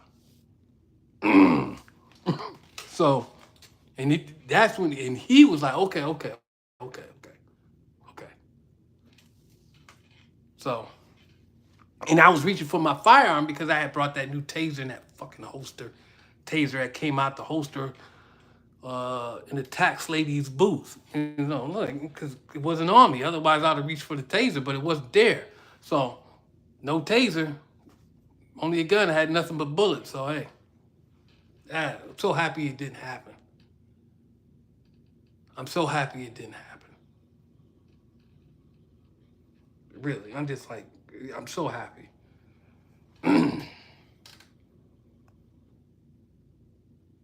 You've been dying to ask what question? I don't know. Is Anthony currently locked up? I don't know.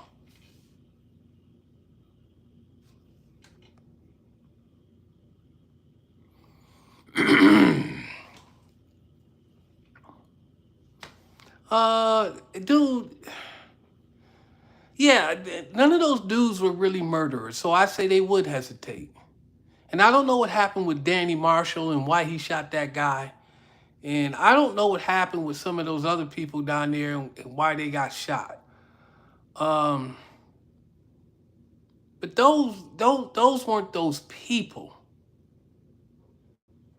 They weren't those people. So, and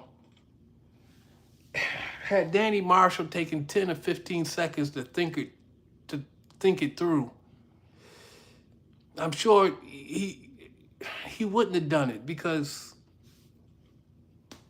when did he get locked up?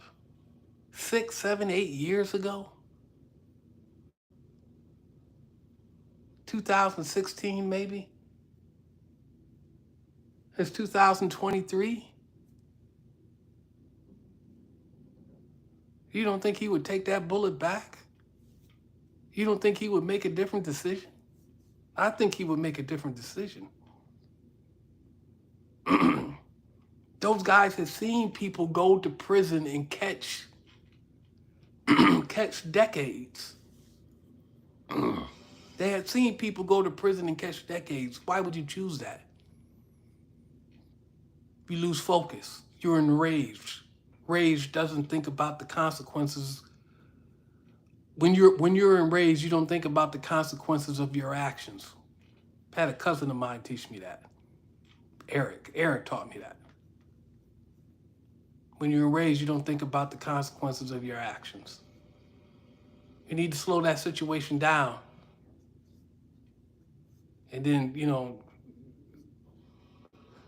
and then, make a judgment as to what you value. I can tell you that there was a situation that I had once, and I won't tell you when and nothing. But I thought about it the next day when I was washing my car, that had I gone through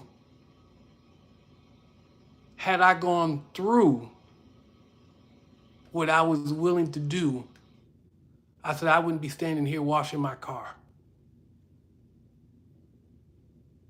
And just that little act of me washing my car and not being able to do something as simple as wash my car because I did something that I shouldn't have done that would have put me in prison, not for a little while, but for a long while.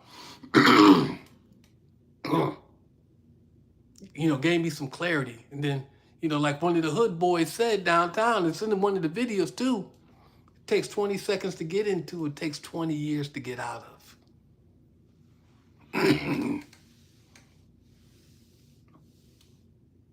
So what do you value?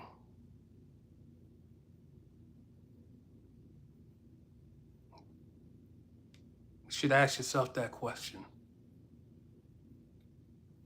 What do you value? You got fronted off and dude made you, he made you look bad in front of some people and you're feeling kind of embarrassed and they cut you off on the road or somebody did something to you and you felt really disrespected and this and that and the other and you're like, fuck you, and you put two in his chest and he's dead and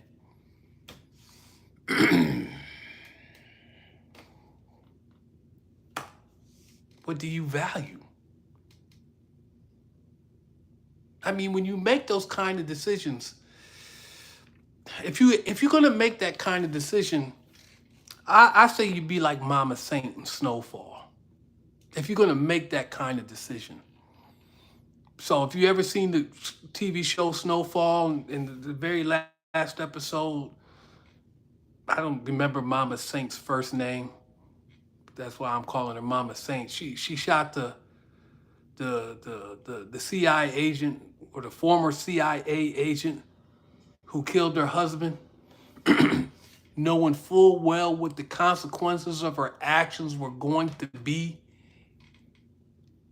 And she accepted them, and then she killed him. I don't think most people think these things through. Because I think if Danny Marshall took 15 seconds, 20 seconds, just any bit of time to think through what the consequences of him killing that person would be, he would just not find any value in it. He would say that it wasn't worth it. It gave you no satisfaction.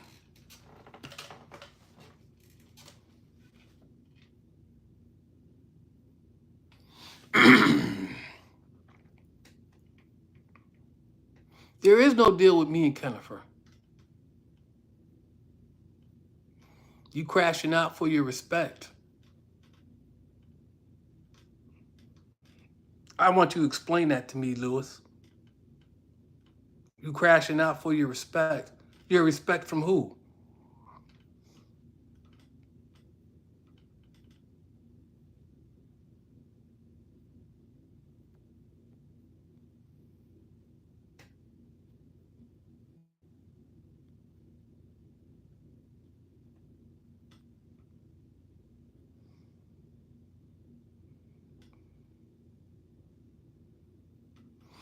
No, no, I don't know if Detroit's a lot more dangerous. The difference, and I don't know if it's the same now, The difference between Atlanta and Detroit is that people in Detroit don't talk for the most part. They don't say nothing. People in Atlanta will talk. I mean, oh yeah, such and such did this, or yeah, such and such did that. That that may not be the same now, but the people in Detroit generally don't talk. People in Detroit generally know that the situations can turn deadly really quickly, but it may be the same way in Atlanta now. Like, like so, then you find people are more generally respectful,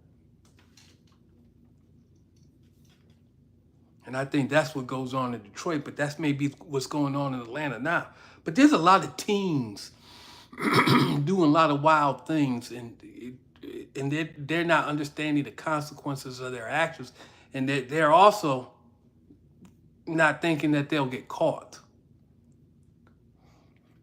And then you get caught.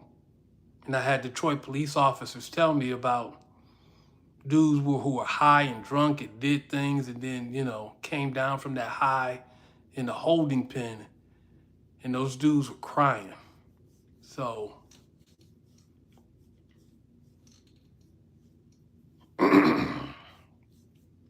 I don't know. I agree with the I remember when he said it. I don't know which one said it. I think the current one said it at some time. Guns cause more problems than they actually solve.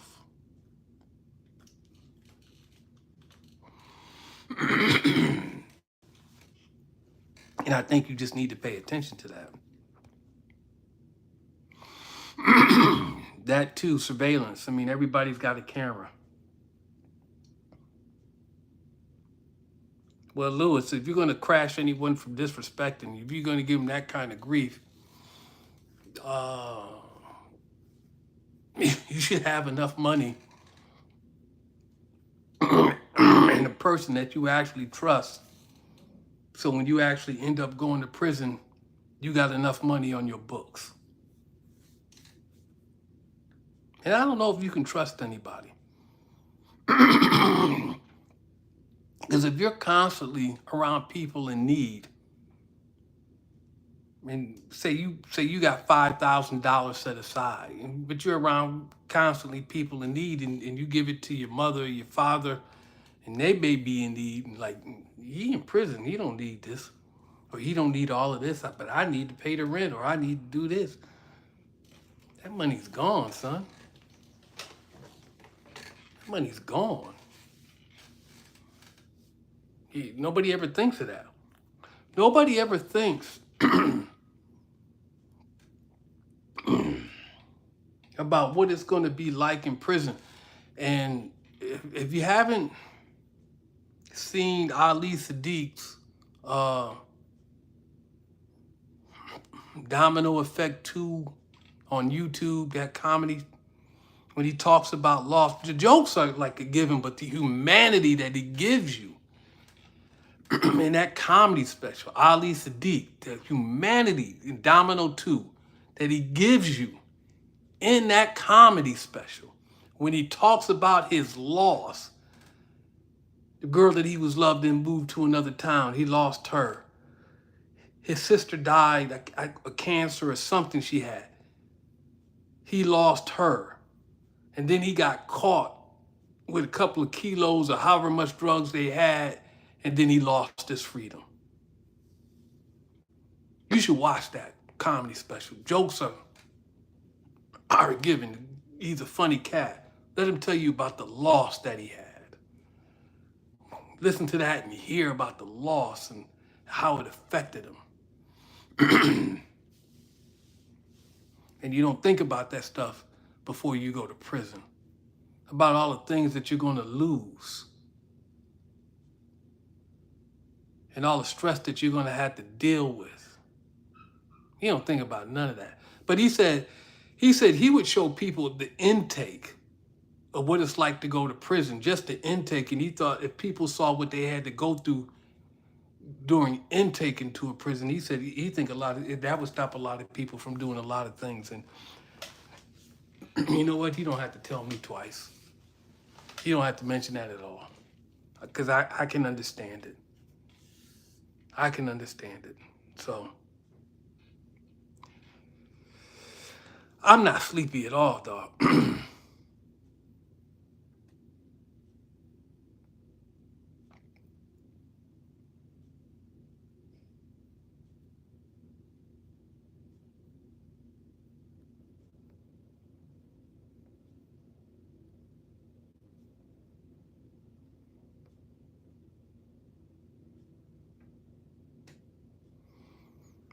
Well, yeah, you can only speculate what goes on in anybody's mind. I mean, because you don't know unless they tell you.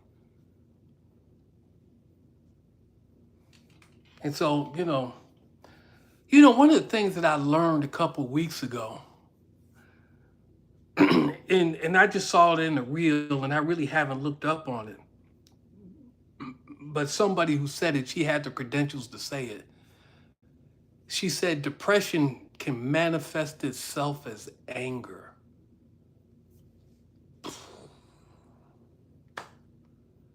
Man, blew my mind. Depression can manifest itself as anger. Holy shit.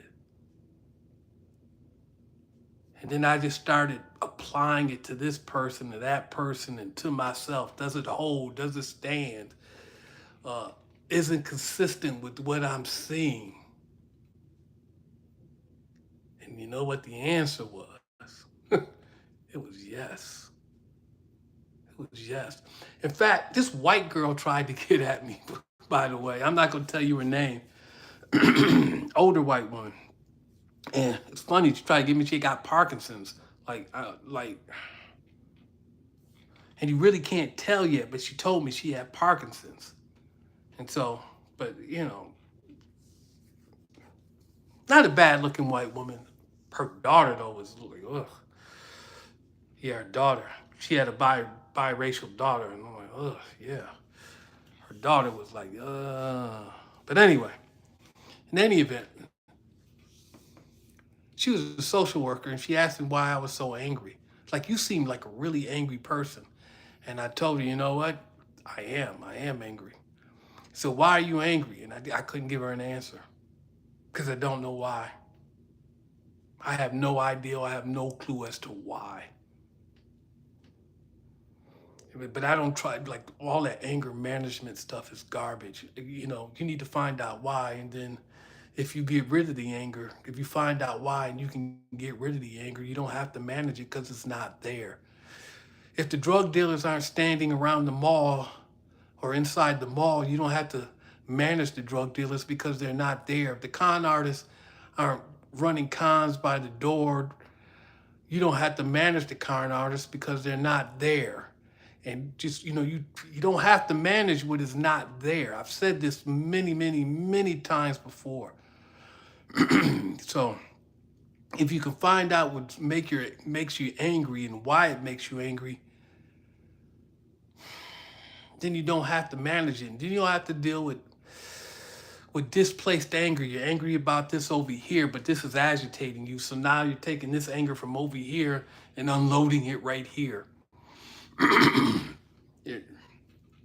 it's a cumulative effect. It's not one thing, it's this thing, it's that thing, it's this thing, and then boom. It's that kind of thing.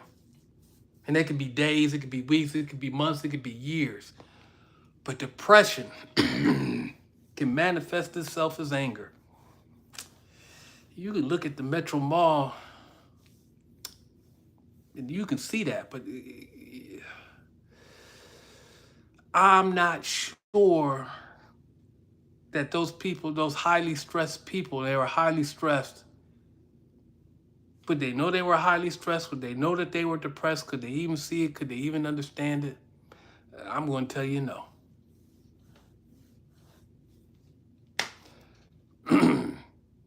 I'm not on any blues. I'm just telling you what I'm thinking.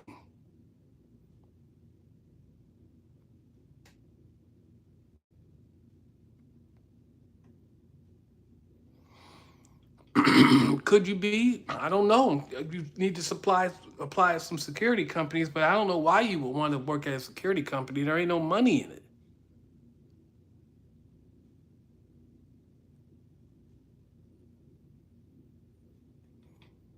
I'm not asleep. I'm thinking. And I really don't like to look at myself in this screen. If I blacked out the screen and I wasn't looking at it and I didn't see myself, I'd probably do better. Jungle Fever? No, I didn't get at her. She got at me. She was asking me to solve some of her problems, telling me about some of her problems. And then I told her, what she should do. And then she turned around and do something different. And then somebody said she may have been trying to fill you to see if you would give her any money. And I'm like, you know what? That never even occurred to me.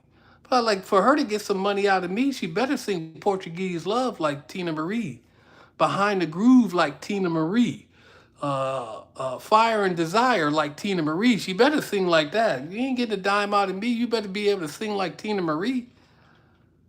And then maybe, and that's a big maybe, but I mean, if you hit it like Portuguese Love like Tina Marie, oh shit. Please, she might have to get rid of me. She starts singing Portuguese Love like Tina Marie. God damn. But most of y'all don't even know who Tina Marie is, so, You can look it up on YouTube, Portuguese Love. And Tina Marie should come up. And you go ahead and listen to that song, and you understand what the fuck I'm talking about. But anyway.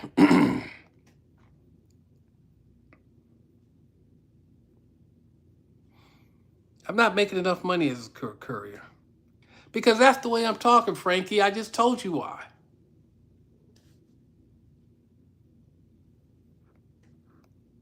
But see, now when I open my eyes, I want to read the damn comments. So anybody got any questions? Because I've been doing this for damn near 2 hours.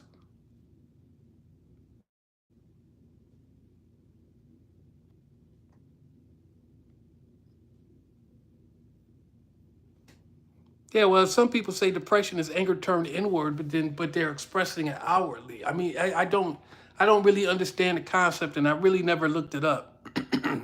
You did 5 years? It sucked. And dude, I have never tied in dogs. I have never, ever heard anybody say that they ever wanted to go back to prison. I've never heard anybody say that that was a good look. I've never heard anybody.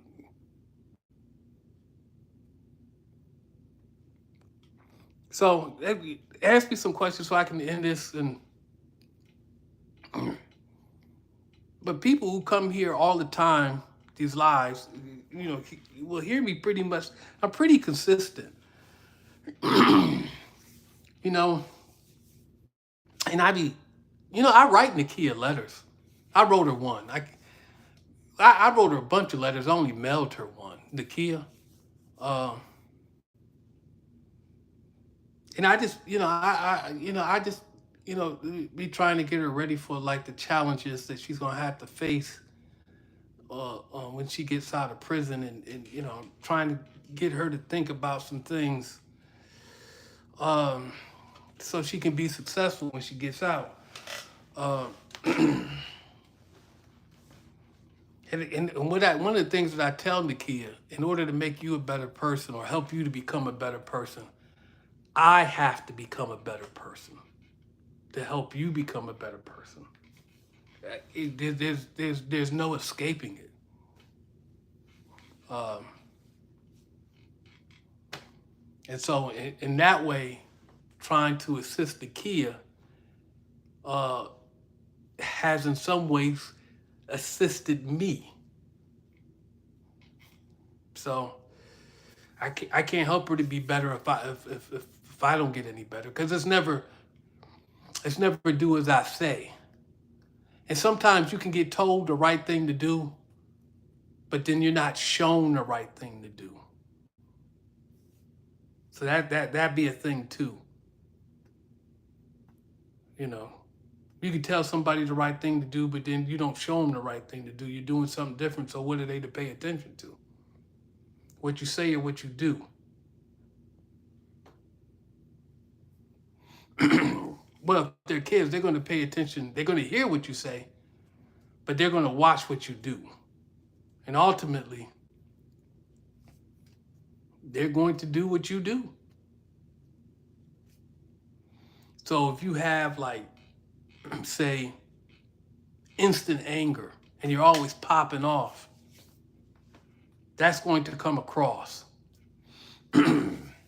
People, my mother said to me one time about my profanity, and I'm like, and I just said, where the fuck you think I got it from? I got it from you. I'm profane because of you. I'm profane like this because of you. I may do it more than you, but I got it from you.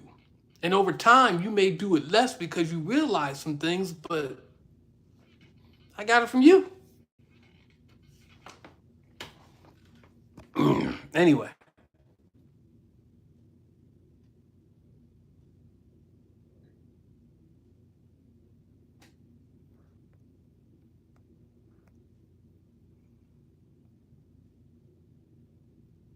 I'm not losing my vision. What is up with you people?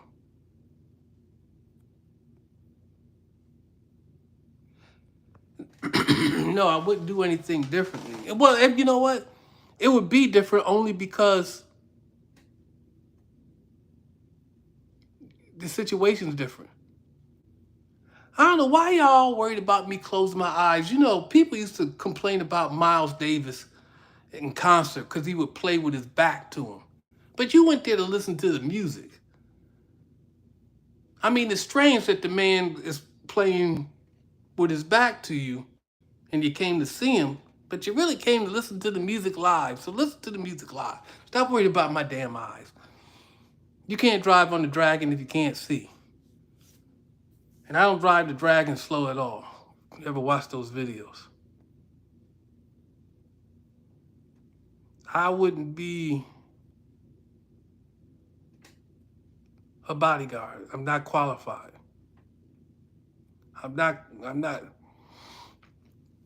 No, I'm not in contact with anybody at the mall. There ain't no money in security. Where's the money at? Dude, I would try HVAC or something like that if you don't want to go to school. And then you have to have a plug-in. So, you know, if you get an HVAC and you get certified and, you know, you get your own business license, you get your LLC and you get your license, you get your paperwork correct for your LLC. And then you go out there and you try to find some customers.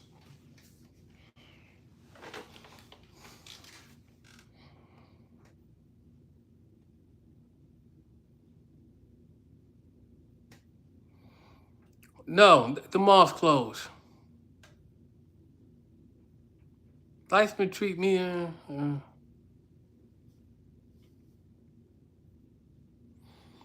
My eyes aren't used to the dark. I'm just thinking. We're having a conversation, and I'm thinking.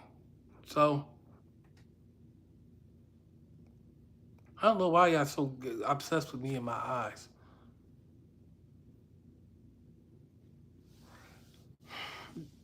No, I never took any pleasure in it. Like everybody laughed when I tasered Simone. I didn't think it was funny.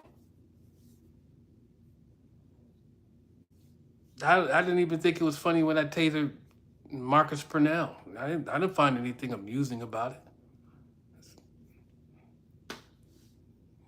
I took no enjoyment in it. I don't know what to tell you.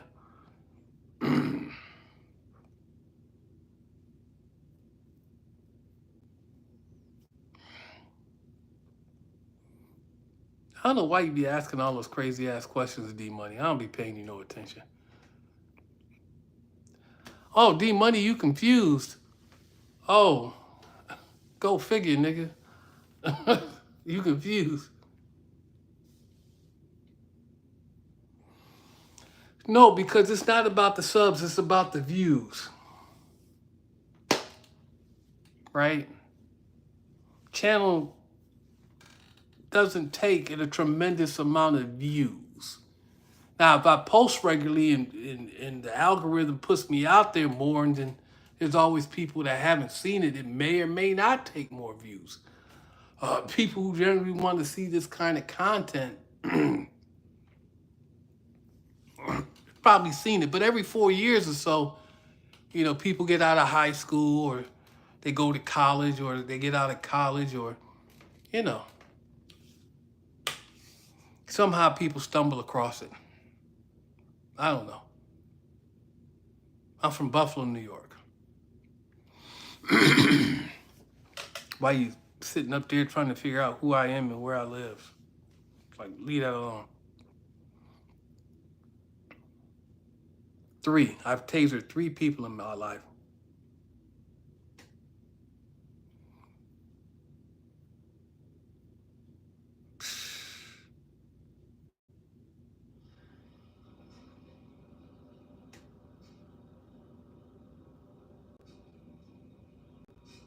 No, we're not doing any reunion videos. Those are the people's lives. I don't even talk about those people that much anymore.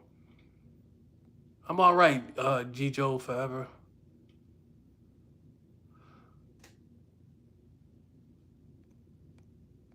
All right, I caught up with all the questions. I don't know. I've been to a Facebook page, but people don't really post on Facebook that much. So I don't know what Deborah Dunbar is doing. You'd have to find her Instagram. These street people, so they're not using their real names. So you have to penetrate the network. And if you penetrate, 2 or 3 people, you might come across the right one. And you might come across everybody, but everybody is most people make their pages private. But there's ways to penetrate the network. I just don't care to be bothered. It's not important to me. I'm all right. I don't know why I got all this phlegm on my chest, but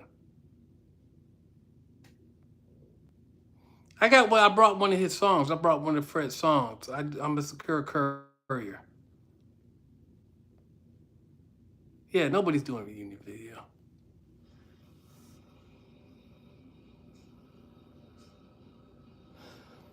Yeah, thought Phil's. I tried to get Jay and God, what is his name? Jeff. So those 2 booths in the middle, the glass booth, that was Jeff, and then Jay would. If I'd have got rid of 2 of those booths, you probably wouldn't even have this channel. 99% of the problems would be gone. Really, but it didn't happen. So y'all got this channel.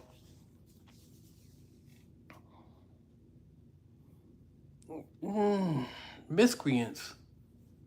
How so? How are they miscreants?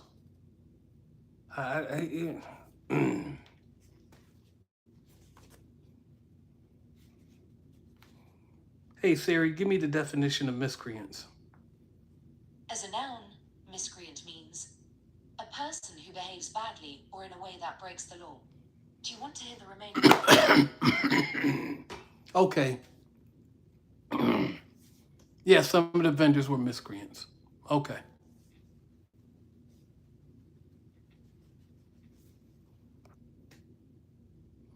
I don't know what happened to Jay. Jay had a kid, though. I think Jay has a son or a daughter. I know he has a kid.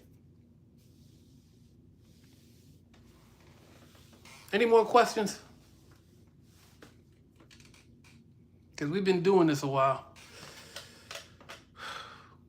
And I should have been uploading that video while I was doing this. No, Lamel Prince, I do not miss them all. That's why I still got videos. Because I don't even like looking at the shit. Y'all like looking at the shit, so I'm going to put it up. That one video, and I can't say it was stolen. I don't know where it came from. So I can't say it was stolen, but I had questions about it. I gave the information to the right people, sent the video, and somebody else can figure out if it was stolen. They can see who was involved, and they can ask those questions. That's why I did that. That's one of the videos I gave to the police right away, like if not that night, the next day. I sent it to Zone 5 CID. I think I sent it to the mayor too.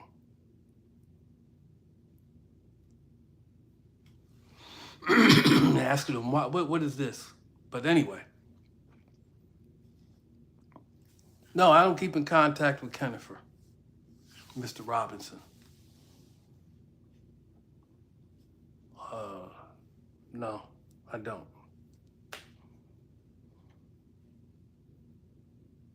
No more questions? We done here?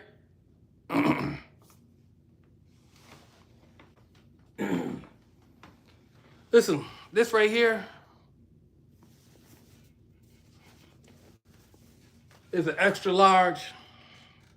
Yeah, I'm not even going to bother to sell it. Somebody hit me up in the comment section after this video unloads and let me know. And I got like 5 or 6 of these shirts, and I'm just gonna give them away because I ain't got no goddamn use for them. Here's another one. You can be tough, I'll just win. I've worn that a couple of times. I gave Kennifer one of these shirts, and that shirt said, I'll be a bitch and win, but you know, whatever. Here's the only one in silver. Somebody will want this. I mean, or you can bid on them. Shit, I'll sell them to you.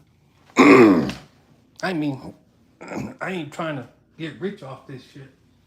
I don't really care about it that much. Oh man, I got more of these than I thought. Okay. But it's only one of each. Here's the one in white. You better back it up. I don't need this stuff. Somebody might want to wear this. I run this bitch. I don't know, this all the kind of crazy shit y'all seem to like. This is a good one. All I gotta do is win.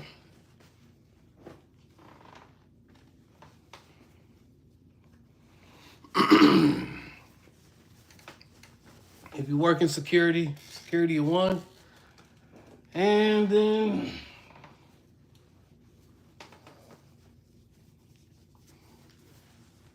don't talk about it, be about it. I don't think I have any other ones here. Huh? Is there another one? Oh, no, there's another one.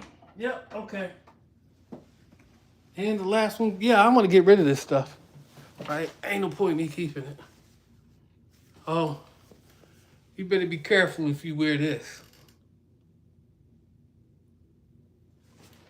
So, y'all let me know who want them. Who want one? You can give me whatever you think is worth to you. And that'd be cool.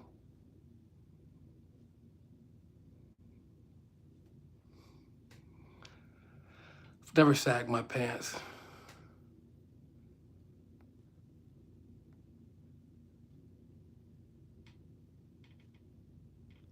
Fist fight. Yeah, the thing with William Wright. It wasn't a fist fight per se. No, King, like a long time ago, people thought I should make these shirts. And then I made these shirts, and then only a couple of people brought them. And people thought, I'm like, no, you gotta, before I send you this shirt, because I know what kind of people I'm dealing with, no, you gotta pay me first. Give me an address and I'll send it to you. And then only so many people did it.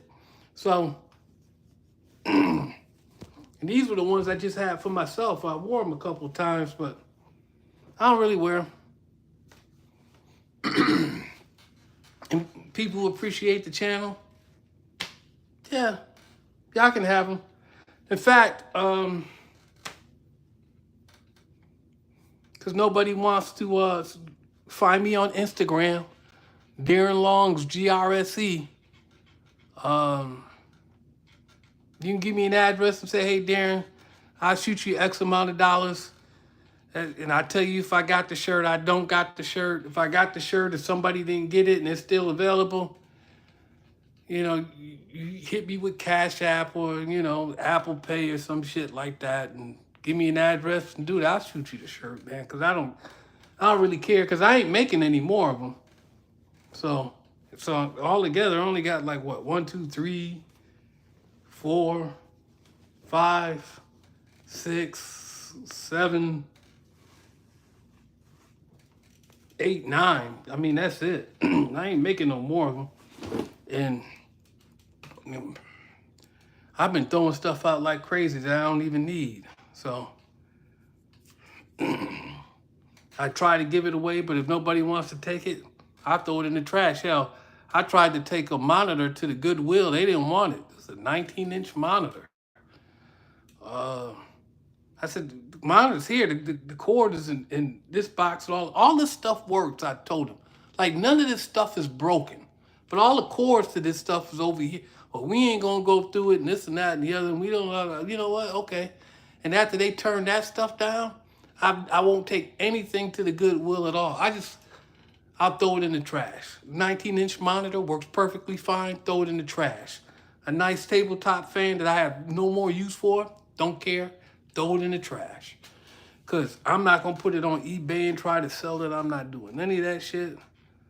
I don't need it. Throw it in the trash. I got a tablet that I brought for a job back in 2021. Little piece of shit Samsung Galaxy A. Works perfectly fine, cellular. I don't know what I paid $150 for it. I don't need it. If I can't give it away, to somebody that where I'm at and handle, throw that in the trash too. A couple other things that I brought my mom that she could no longer use or she couldn't use, throw it in the trash. I brought a Microsoft Surface Go. I won't throw that in the trash, even though the computer itself is trash, but I brought it for a particular purpose that it never really got used for. So that was just $400 wasted. But whatever, man. Okay, so find me on Instagram, Darren Long's GRSE. If you want one of these shirts, you can give me whatever you think the shirt is worth. Give me an address. You have to at least cover what it costs to ship it to you. And I'll shoot it to you because I ain't gonna do shit with them. Now that I think about it, if y'all don't pick them up, I'm just gonna put that shit in the bag and throw it in the trash. All right. I'll answer a couple more questions and I'm gone.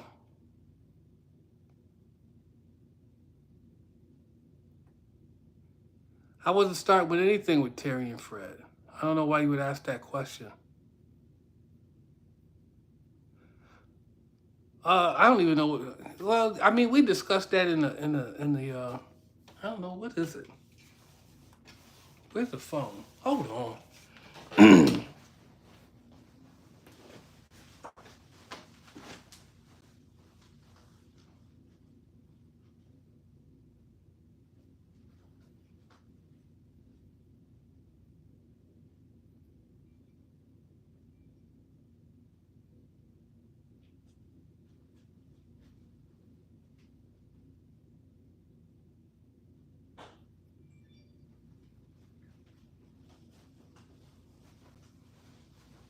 I can't tell you what my Cash App is because right now I don't know the location of my other phone.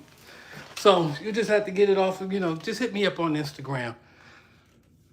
Darren Long's GRSE on Instagram.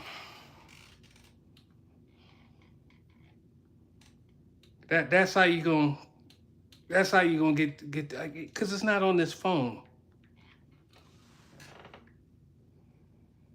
It's the wrong phone. I got like, I don't know, 4 active phones. So why did I tase her?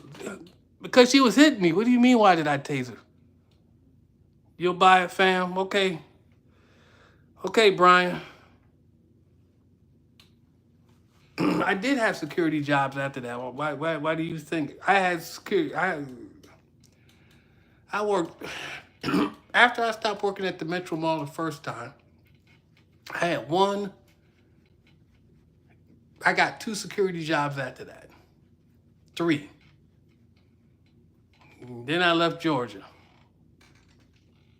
And I came to Detroit and I had 1, 2, 3, 4, 5. I had like a few. Hold on. I should have some music, but if I put some music in here, they'll demonetize it. So hold on a second. Oh.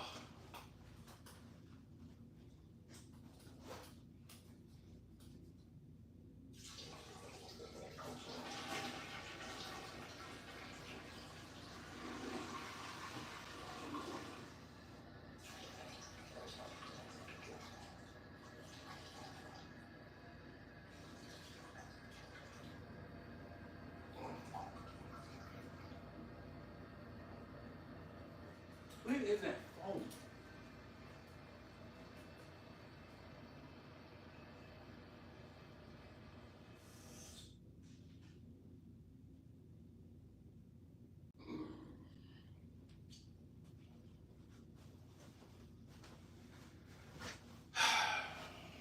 All right.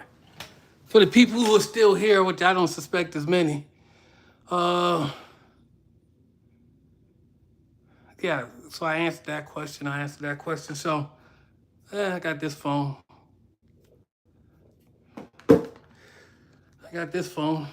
Google Pixel 4. And then this phone actually has the Cash App on it. I don't even use that much. I got it for a very specific reason. I got rid of it.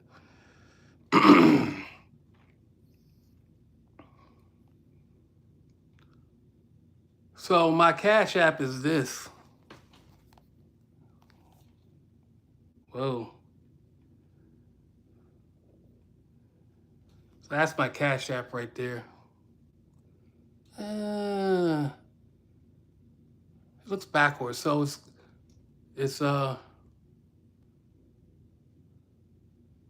don't know. Can you add can I add a comment here?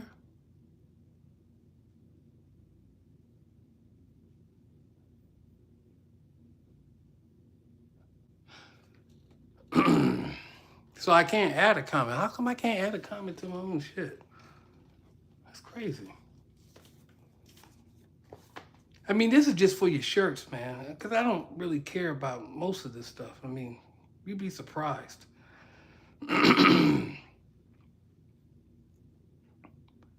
So, okay. When you get in an accident, it's bad enough. It's kind of crazy because I can pull up one of my videos and see a commercial, and then I tap out of it. Like, I don't even watch commercials on my own damn videos. And so I put up the damn Cash App. What the fuck? Come on, man. For the people who want to buy these damn shirts so I can get rid of them. Or they just going in the trash.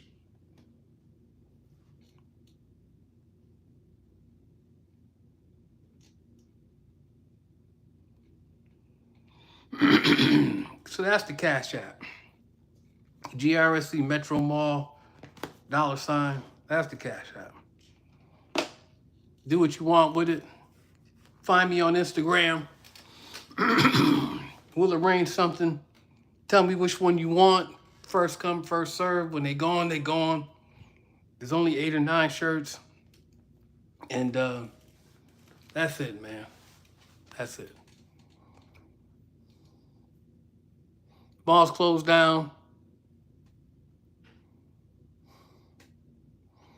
Brian, Instagram, dog.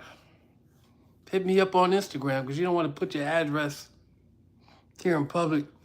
You can give me whatever the shirt's worth, Brian, and you have to cover the whatever the shipping cost is.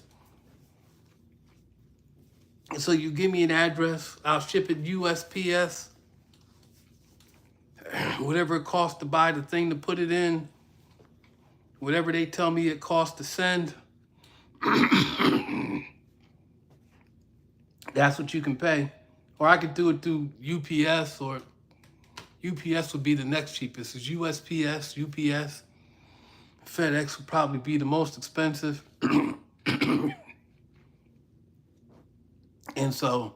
And I've actually worn these shirts. I'm not keeping them. I don't need this stuff.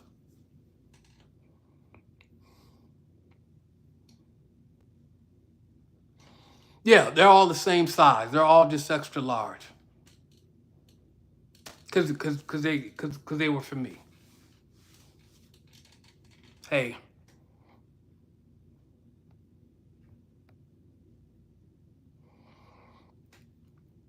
I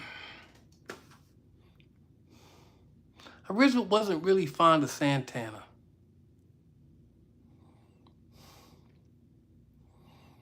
The guy I called fake UMC used to irritate me.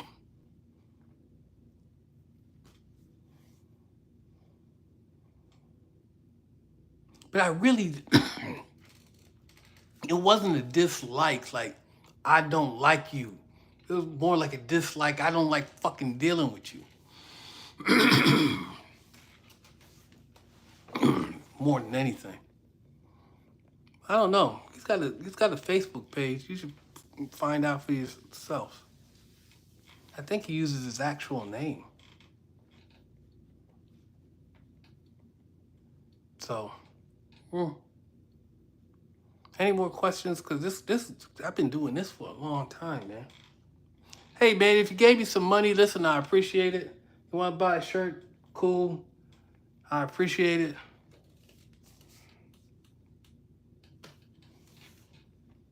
No, a lot of people haven't passed away. You want me to sign those shirts? I guess I could get a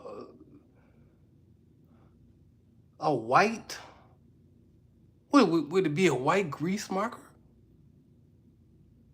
Because you wouldn't want it to wash away.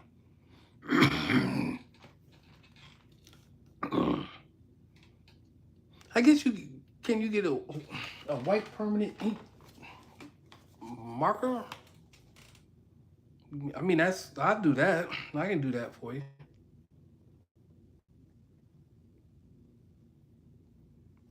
White permanent ink marker?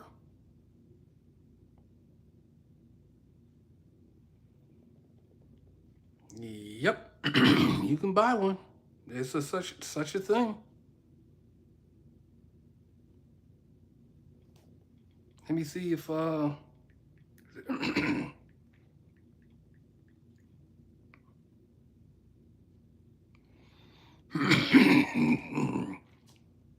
yep.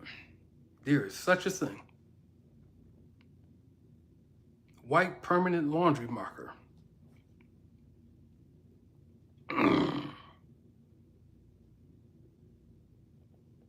Yeah, I can do that for you.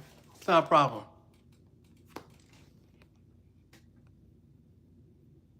Yeah, it's G. Yeah, that's it. But it's all capital. But yeah.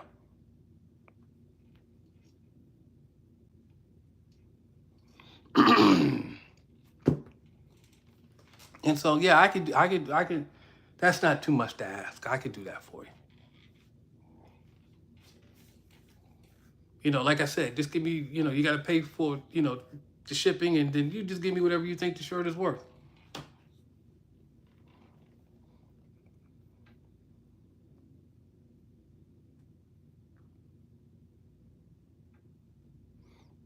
No, I ain't got my eyes on anybody.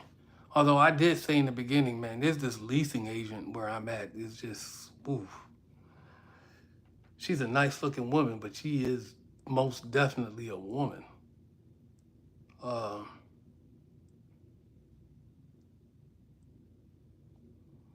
just from the way she presents herself, she is somebody you might like consider marrying, just from how she presents herself. like like you would look at her and not like, oh, I want to knock this down and that's all she's worth. No, you would look at her like, no, yeah, I might want to marry this one. She presents herself very well. Very well.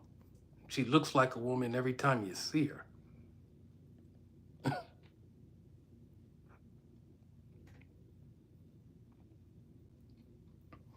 I don't know what happened to him. I guess they're still out there, man. I know one security guard. I mean, I can't believe she's working security. I mean, that's just a fucking riot.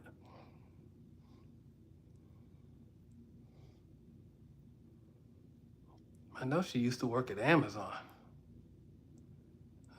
I can see why you don't work at Amazon. Amazon, working in the Amazon warehouse is just like,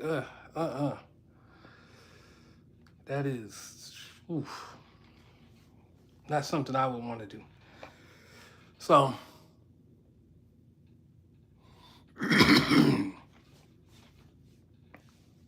oh, I would assume all that jewelry in a store was costume jewelry.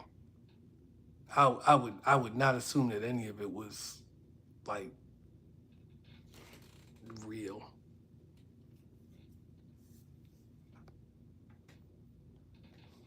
Yeah, you'll go downtown and you'll see some of those people still down there, and isn't that amazing? I used to tell the younger people, look at Bobby and look at some of these older people. And if you don't change what you're doing, guess who you're going to be? You're going to be them. So if you were 22, now you're 32, you're still downtown doing the kind of same stuff. If you were like around 30, now you're 40, still downtown doing the same kind of stuff.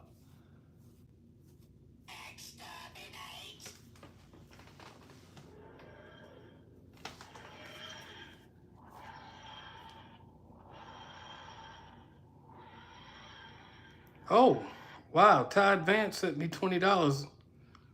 I guess you want a shirt, Todd. Hit me up on Instagram. Tell me which one you want. You'll be the first one. Whichever one you say you want, I'll go out and buy the permanent marker. And you'll get the first one. Or if you just gave me $20 because you wanted to, you let me know.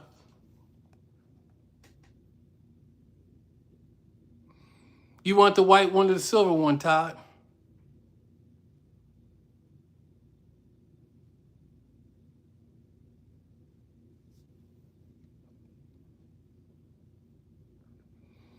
And I'm going to tell you right now, what I'm going to go do is I'm going to order that marker on Amazon.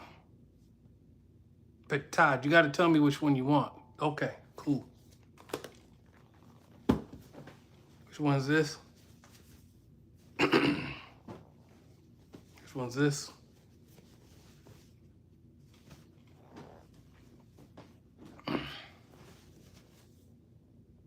Okay. This one's yours, Todd. That belongs to you. So, did you put a message? When I go check Cash App, did you put your address or anything in there like that? Did you leave any kind of message? If not, you're going to have to hit me up on Instagram. And then I'll tell you, how much the shirt costs to ship. If you say, no, all I want to give you is $20 and just ship the shirt, cool. Give me your address and we're done with it. As long as the $20 covers the price of shipping.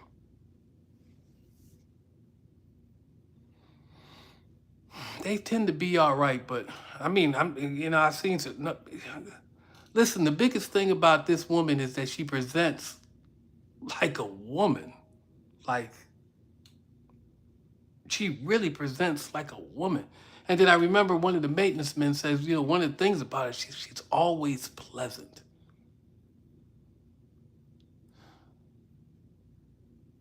She is like,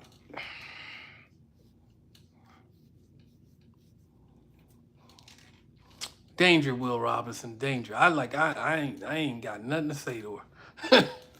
I ain't got nothing to say to her. It ain't business. I'm just gonna stay away. I don't know if she's single. Okay.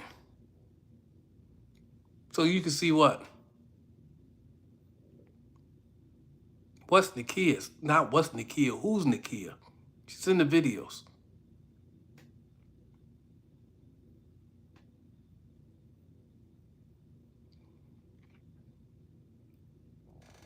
I live in Atlanta. I don't spend most of my time in Atlanta right now.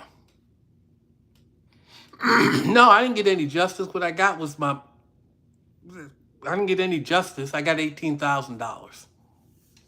The internet gave me $23,000. The guy who set it up, I gave $5,000. And so I got $18,000. That's enough justice. I don't need any more. I could replace everything I had, except I never replaced the plaster panel. That I really do miss. But other than that, oh, and I mixed the Annex A3000. But other than that,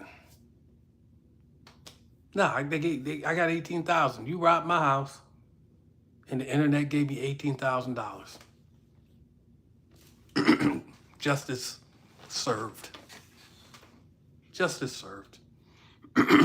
So in the last video, where you hear me talking about having to pay $700 for the air intake, well, that came out of that $18,000 that they sent me. You want to see the shirts again, Chocolate Deluxe? Well, I can show you what I got left. I run this bitch. I mean, if you pimping, I don't know. Maybe you might want to wear some crack like that. Security one, but it's only for somebody doing security. Y'all love this stuff. I show it to you. I don't care. Don't talk about it. Be about it.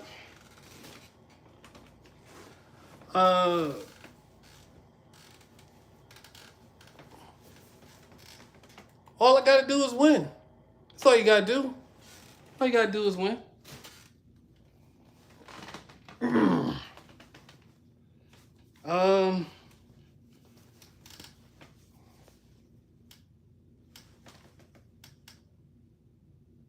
You've been a bitch since the day you were born. Well, D Money, you have to send me something in Cash App if you want. All I gotta do is win. And then make sure you tell me what shirt you want. And hit me up on Instagram with your address. Use some common sense to gain some experience.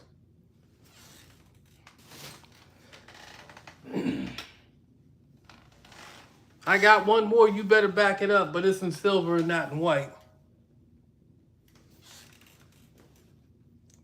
Hey, dude. I don't really care. Like I said, I mean, y'all buy them or I throw them in the trash. You can give me what you think they worth.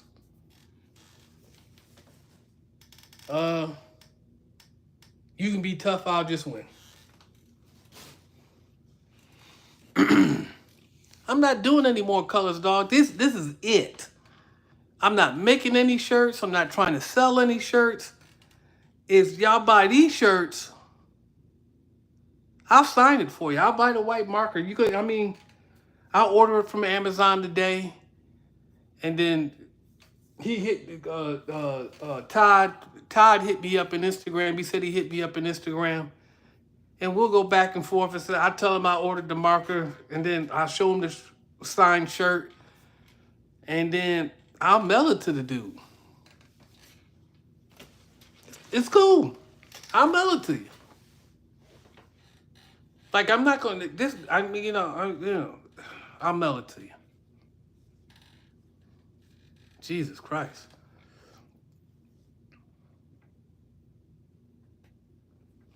None. It's not worth none. No lap dances. It ain't. What am I gonna do with that? Get out of here. You know. So working girls be trying to be getting services like you do my hair for some ass.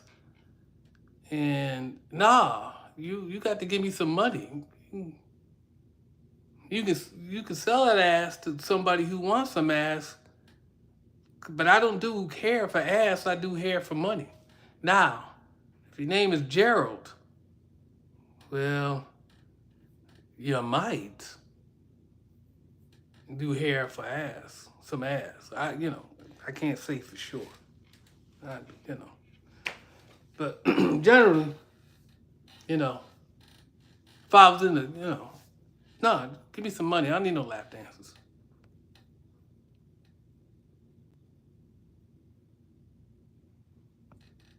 Oh yeah, I mean, if a hairstyle or whatever hairdo that you want, say some chick wanted some braids, micro braids. What is that, like $400 or $500? Hey, she'll let you hit, and you hit for $400 or $500 because you did her braids, and that's what it costs. Or you gave her a perm or whatever the hell it is they get. Nah, man, for however much, but it's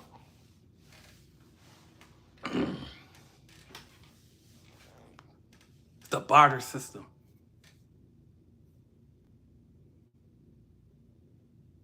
I didn't. Well, if you send it through the Cash App player, I mean, and hit it up. I mean, I got the search set to the side. And then hit me up on Instagram so we can do the address thing. You said you want all I got to do is win. It's right here. It's up to you, man. Todd was serious about it. He sent me 20 bones. That's what he thought it was worth. Sent it to me. So, I don't have to get out my door.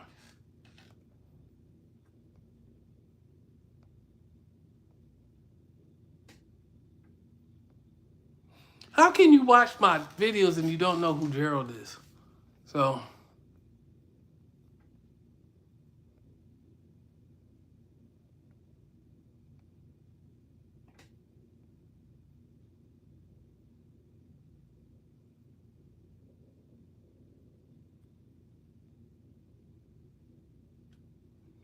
my door cam footage.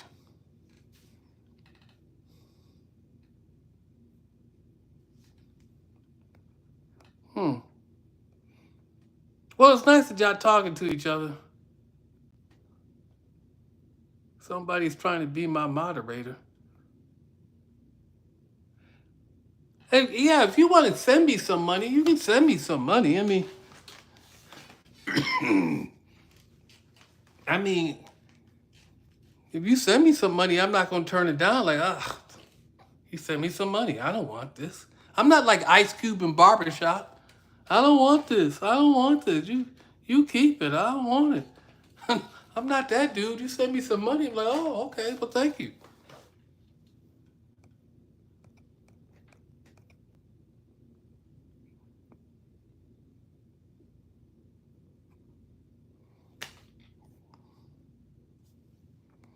I never called Gerald a pervert. I never called anybody a pervert. That's y'all word. Gerald, I heard some stories about Gerald, and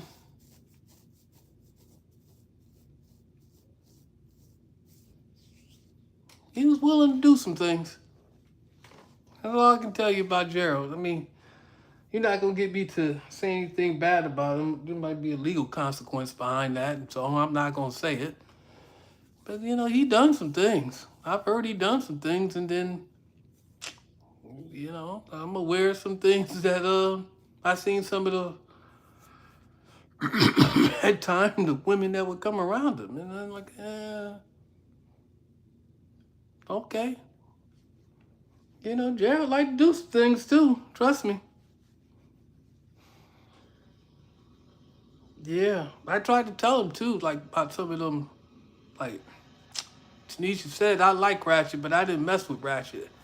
I ain't gonna lie to you, a bunch of chicks down there that I was definitely attracted to. Y'all like, well, she dusty, she this. All they were poor, and they just didn't have that polish. But that don't mean they didn't look good. Some of them chicks down there look pretty good. If you put that polish on them, you'd be like, oh shit. Some of them women down there look good. Man, you better be careful of them chicks, man. Oh, and by the way, I found this very, I didn't know it at the time.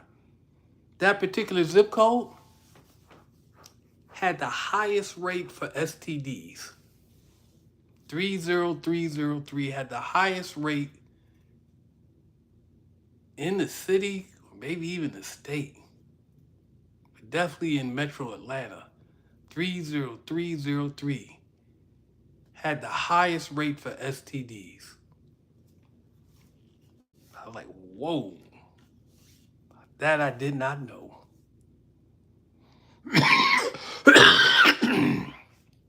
And I found that out a couple years later. Kind of blew my mind.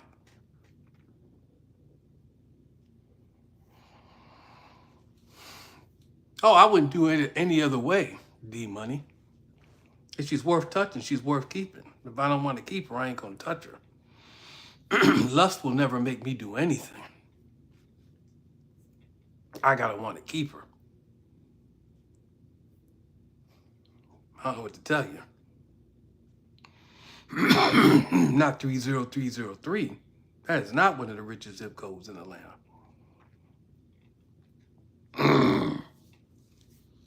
That's why when I talk about that leasing agent, she's a good looking woman, but lust wouldn't be the driver. She would be the driver. The way she presents herself. Like, I would literally have to change. I would have to change who I was. I don't know what the hell's going on with me now.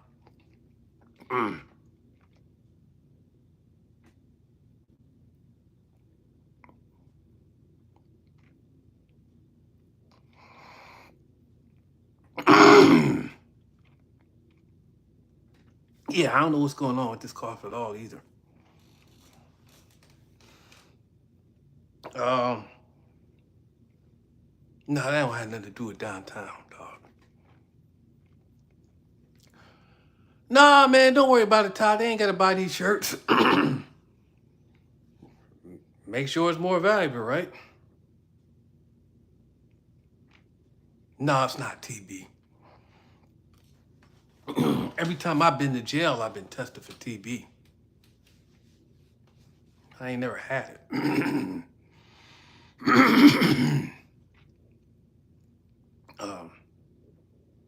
Yeah, Todd, if they don't buy the shirts, man, like I said, it just make yours like more valuable.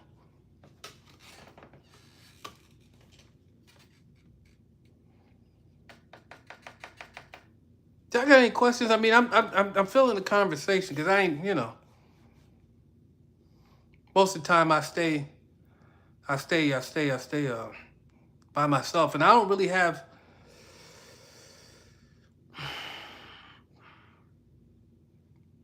You know, I don't want to say wisdom, but I don't have any more. And most of the information I have is because I'm dealing with Nakia. I'm talking to Nakia. Like, who's that white comedian? Man, he was in Malibu's Most Wanted. Gary Owens. And he was talking about, you know, his mother and his, talking to his daughter and how she said something about her butt, and he had to tell the daughter, his mother, he don't understand booty is beauty in the black community. Um,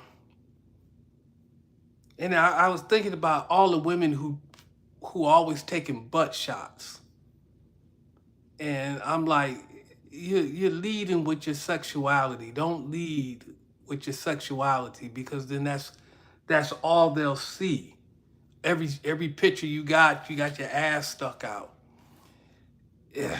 Unless you're selling ass, or a part of your job is to use your sex appeal, your ass is not your biggest asset. Your intellect and your personality are what you should lead with. And, from The Wire, I think her name was, man, I can't remember her name. But she was only in once. Well, I mean, she hooked up with old boy, the old detective. But anyway, she was telling D'Angelo, that beauty doesn't last forever. It doesn't last forever. And I was like, shit, man, that was so poignant. Uh, so if you lead with your booty and your sex appeal, when it runs out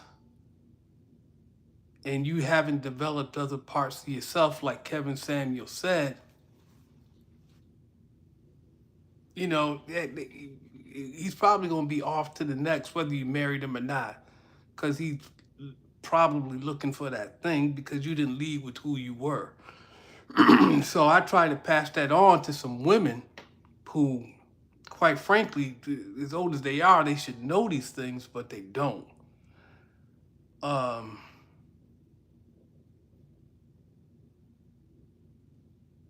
yeah, if they're not selling, if they're not selling ass, or or selling the sex appeal as a part of the way of making money, um, no, every photograph of you shouldn't be bent over, showing your ass, or your ass should, it's just, nah. Anyway,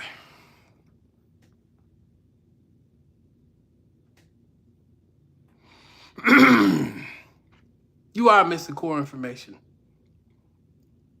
Mm.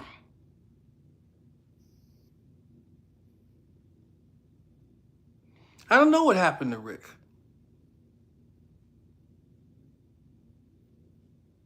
You hate going to jail. How you do it? Man, I've only been to jail, a couple times. Once in 90, I think. Then the next time was in the 2000s. No, the next time was in 98. And then the next time was 2010. And then 2020.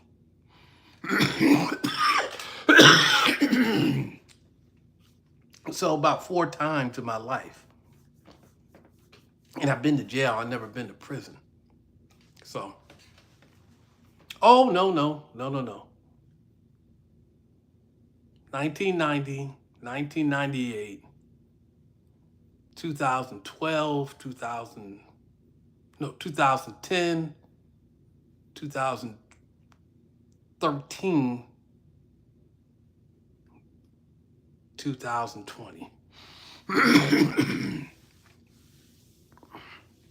So 5 arrests. What did I go to jail for? The first time for breaking into the eatery at Buff State College, where I was a student, Buffalo State College. So I went to jail for that. Next time was for driving without insurance. And then the next time was for brandishing a weapon. Next time was the arrest at the Metro Mall. And then the last time when I kicked that guy's car for hitting my Mini. So, yeah, I don't do anything. I drive too fast. I don't really do anything. And I was breaking into that.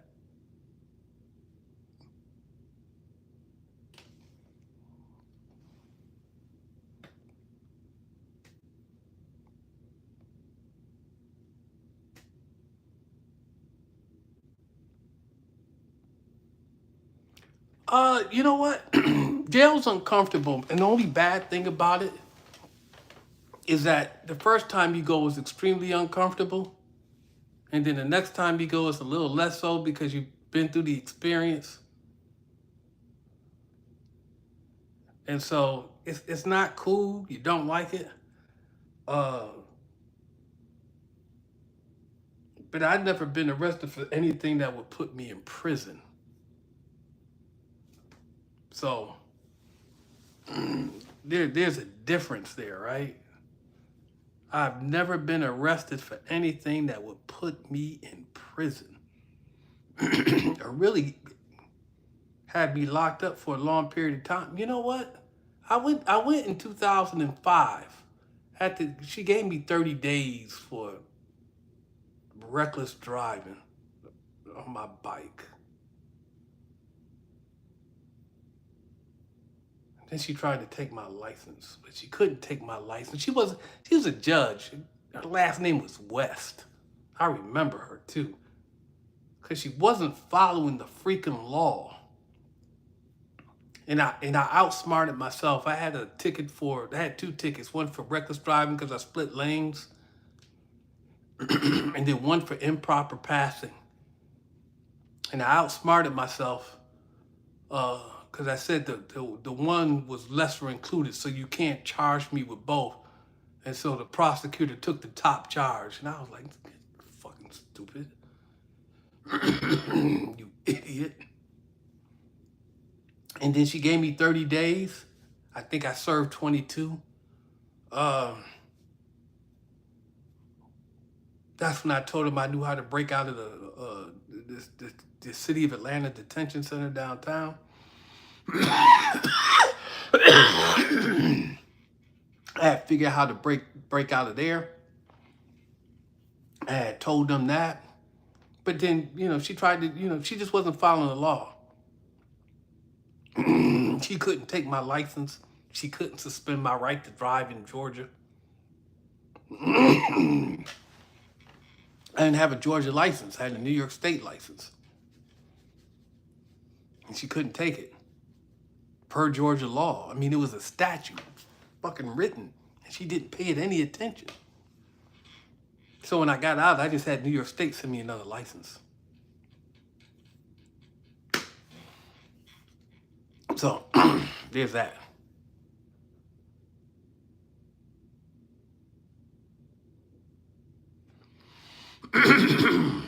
You know what? You're right. I did get fired. I mean, I wasn't there. So, shit, I was working security at the time. I just got out and got another security job. What was annoying, what was troublesome was probably I had to have somebody pay the rent, pay bills that I couldn't pay because I was in jail. So that was the problem with that.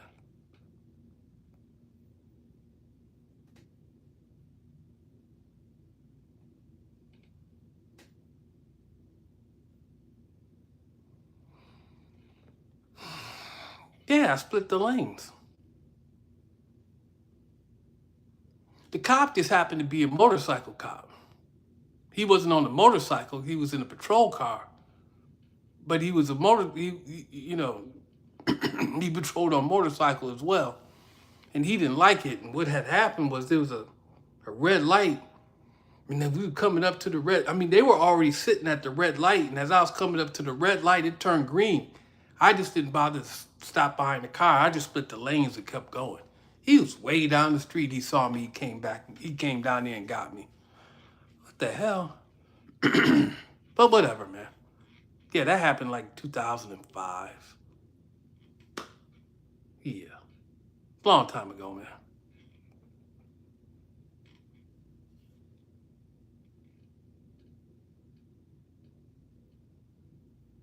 No, I don't keep in touch with nobody. I mean, who would I keep in touch with? I mean, at one time I thought Tanisha was getting married. I'm not sure if she's still getting married. Um, Somebody's working security, but you know, someone's a stripper. Or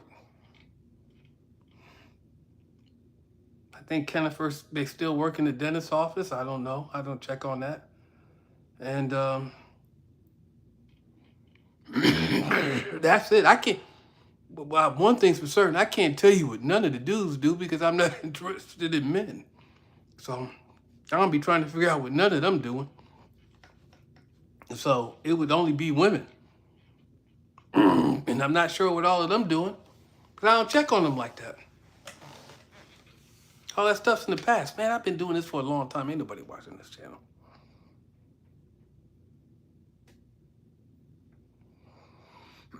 I have an air purifier.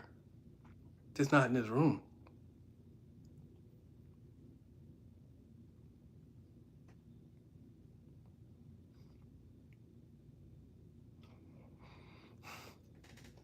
You right.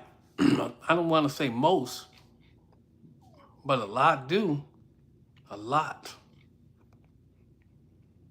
I know somebody who got arrested because he got pulled over and he took off his seatbelt, and the cop was telling him he wasn't wearing his seatbelt, and he's saying, "No, I just took it off when you pulled me over." And the cop was like, "You calling me a liar?"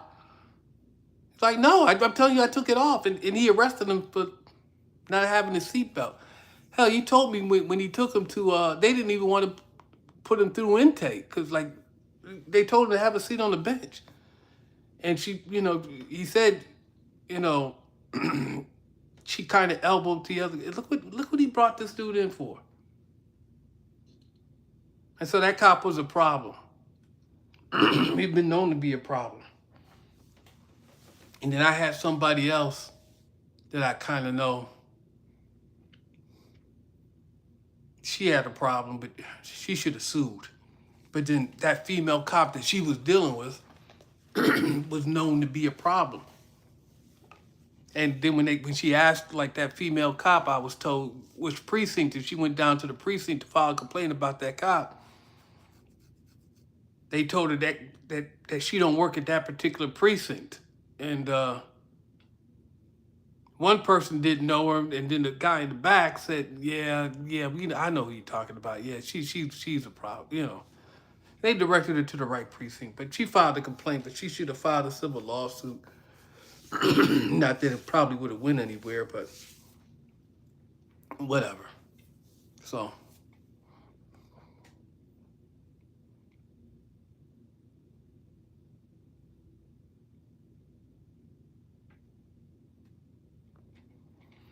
do I have another Mini Cooper? I got 3 of them. I have 3 Mini Coopers.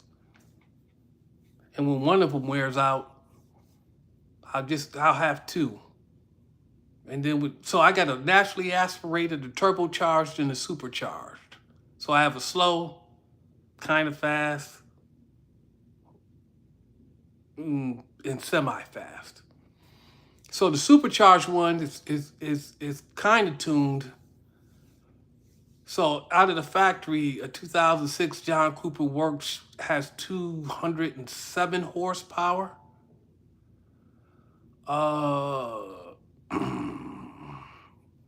At some point in time, I came across somebody with a Hyundai Elantra N.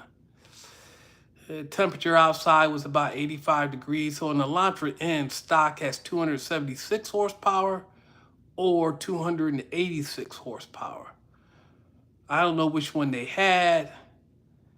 I walked them down. I didn't walk them down fast, but I walked them down.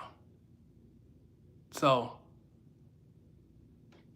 and I know it's got a stock engine in it. I don't have the performance engine in it anymore, but it's tuned. And it was, from stock to stock, what is that, about a 70 horsepower difference? I shouldn't be able to walk that car down. I'll walk that car down. So, The turbocharged one hasn't been tuned. It's only got 175 horsepower. I'll put a new engine in that one. I like that car. And then the naturally aspirated only has 119, but you can't do nothing to that car. So when that one wears out, that one's just gone. And I won't put another supercharger in the other one. Those things are too hard to find. So when that one wears out, that's gone. So I'll probably, at some point in time, have 2 turbocharged Mini Coopers. And I'll be done with it. And then I got a van and another car, and I got,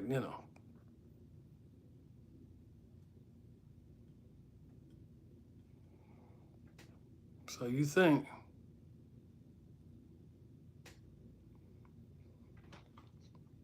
why so many Mini Coopers? So here's some game for you. You want some game, you want some information and knowledge, I'm going to give you some right now.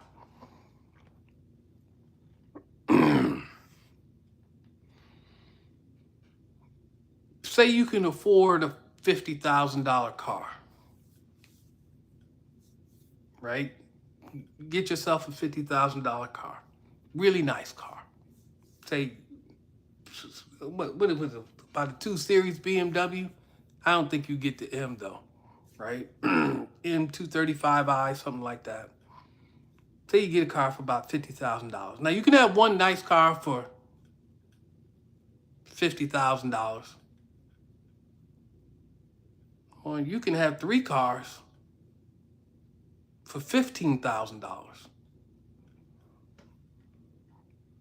that aren't new, maybe not as new, maybe not as nice, but they're in good shape, they're good, right? So if one goes down, you ain't got to worry about getting a rental while they fix it. You just go get another one of your cars. And the thing about having 3 of the same car is when, as one wears out, you can take parts off of that one that are still good, and you can set them to the side for the other cars. So if they need to be fixed, it just became one of your parts cars. You can buy another car, and you got parts cars. Plus, they all drive the same. You're very familiar with the car. And me, I personally like Mini Coopers. So there's a reason why I done this. I like Mini Coopers. There's a reason. The only one that has no interchange capability is the 2006 Supercharged. The other ones, I can swap parts off. In fact, one of them I took to the junkyard. I need to go get some parts off of it. I got to buy some parts for a car I already had, but I couldn't store it in the parking lot, so I had to go.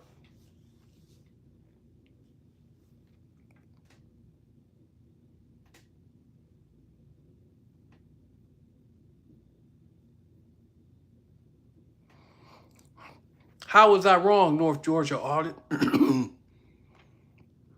I knew enough about the law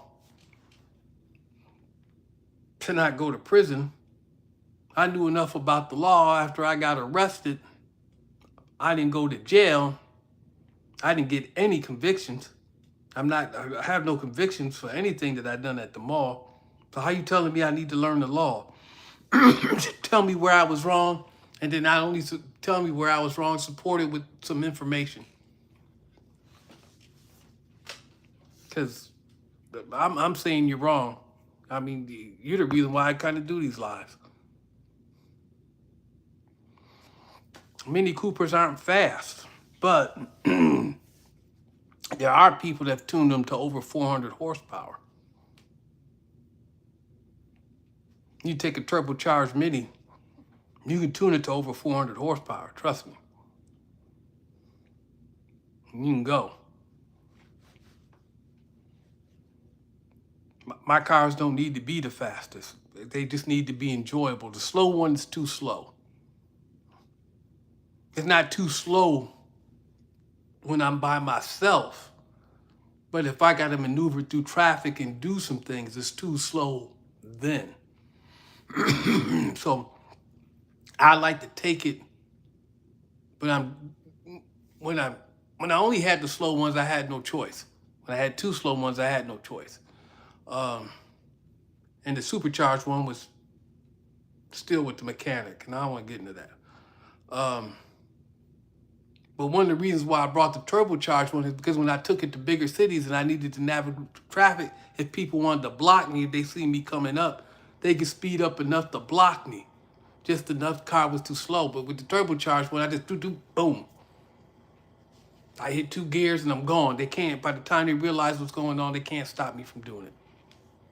They would need a much faster car.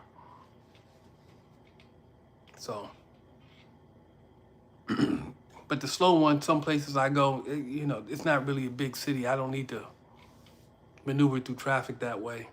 So I don't need it.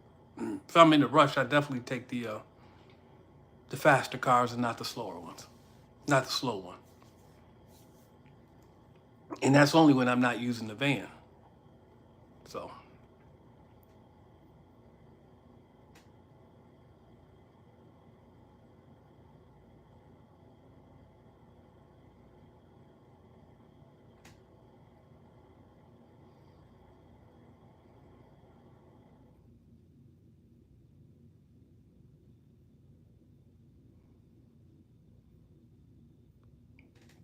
She didn't spare me. She didn't do her job, honey.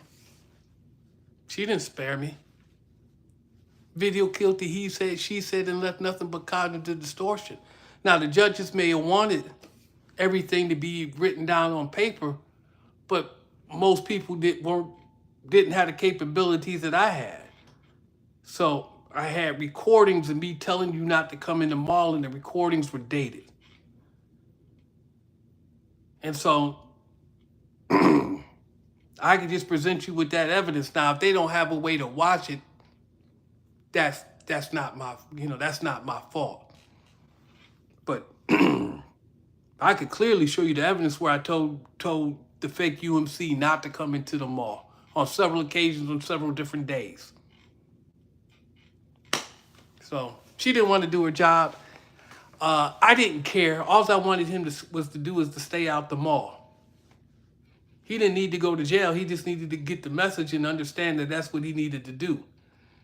And when I put the cuffs on him and she came there, and he then understood that's what he needed to do. You don't need to go to jail. You don't need to take the charge. You don't need to be on your record. You got the message. I'm good with it. I'm good with it.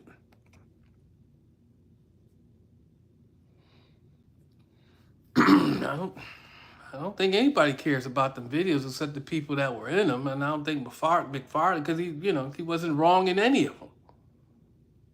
I just didn't like his positioning, but I can't say that he was wrong. I didn't like it at the time.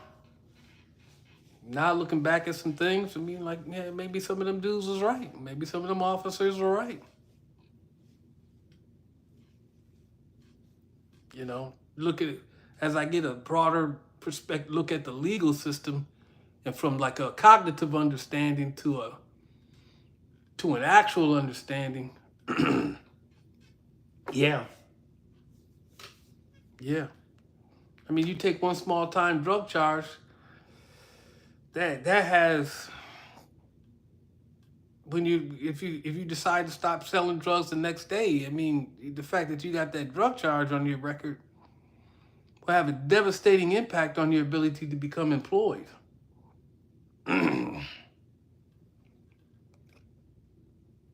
No, McFarland wasn't dirty.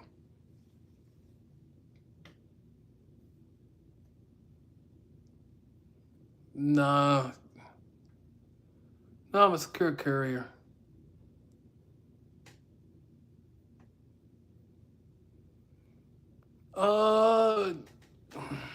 No PMS, no cookie cutters. What, you act like them people didn't have guns or access to guns. You act like they didn't have that. They had that.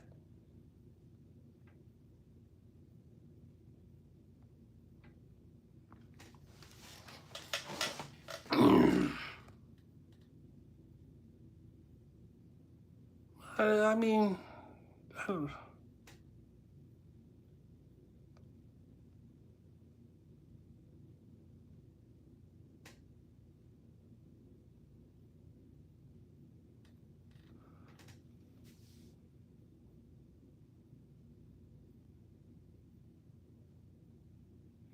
no, I have video, North Georgia audit. I wasn't wrong on trespassing. I did have the authority to I can't detain. See, right there again, North Georgia at the time, the statute said arrest. I saw you do something wrong. I take you into custody. I arrest. I do not detain. I did not have, the police can detain.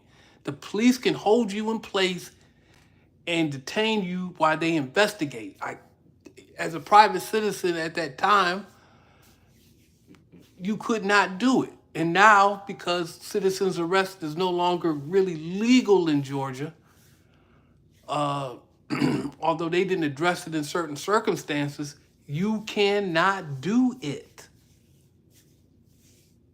But they didn't really address it when it came to like security personnel, mall manager, security, whatever the hell it is that you want to call me. In the commercial enterprise, they didn't really address that. I tell people, you just don't want to be the test case. But they didn't address it, so in some circumstances, yeah, you can still do it. Just do you want to be a test case? Just because you can do a thing doesn't mean you should do a thing. There's a lot of things I could have done that I didn't do. Too much liability in it. I didn't want to have that liability.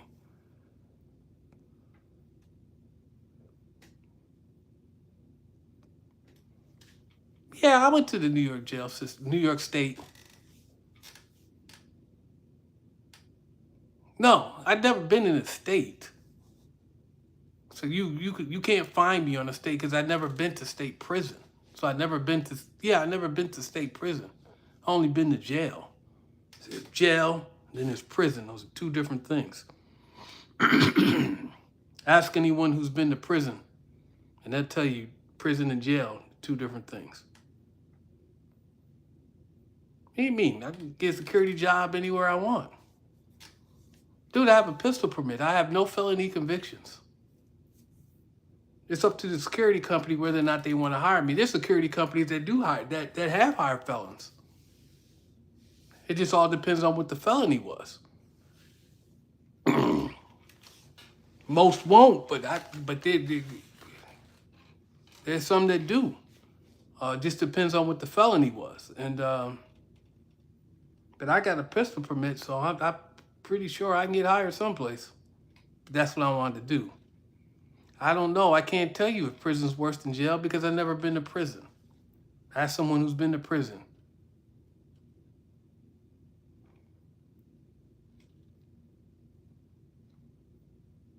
No, because when I got arrested at the Metro Mall, the sheriff put me in protective custody. He PC'd me. And then when I kicked that guy's car, I PC'd myself.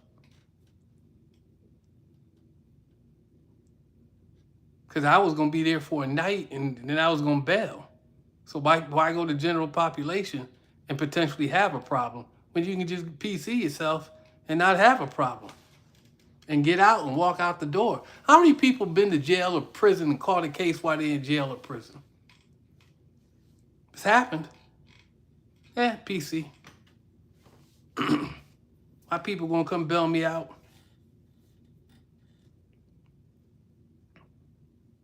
But what is your question, Michael Douglas? Yeah, I'm reading the comments.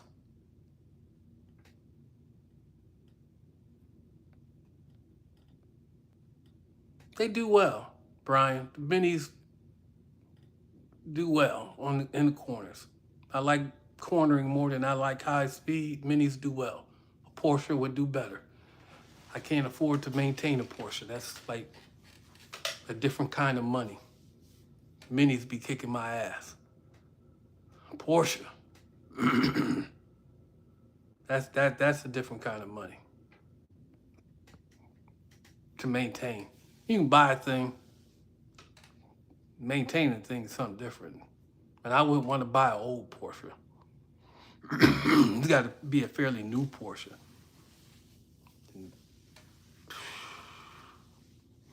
I ain't got that.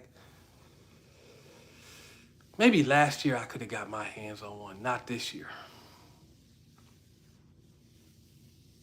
I really wanted the GT4 RS, but that was like 120,000 poverty spec GT4 RS. 120,000.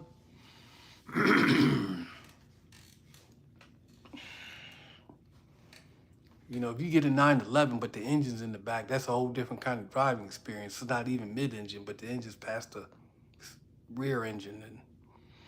And you would at least have to get a GTS. Because you may not need the ultimate horsepower, but you do want the ultimate suspension.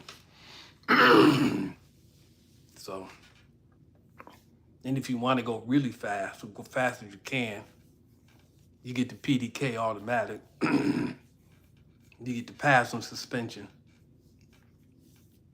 All the rest of that stuff, yeah, you don't need.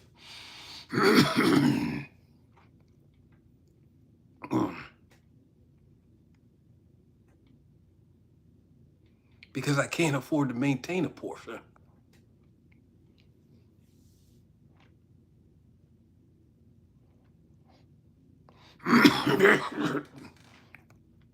Michael Douglas, that would be the very last video that I post about the Metro Mall. I mean, who knows when that's going to be. But that would be the very last video I post. And it's not even a complete video. Because it came from the building camera, and I remember stopping it. Saying, okay, that's enough. Because I just needed it for a certain amount of evidence. And then I just like, okay.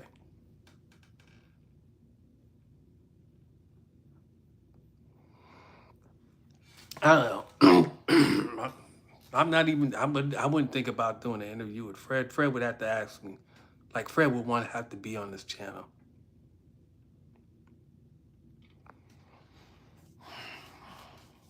Yeah, but having a lot of cars is no accomplishment.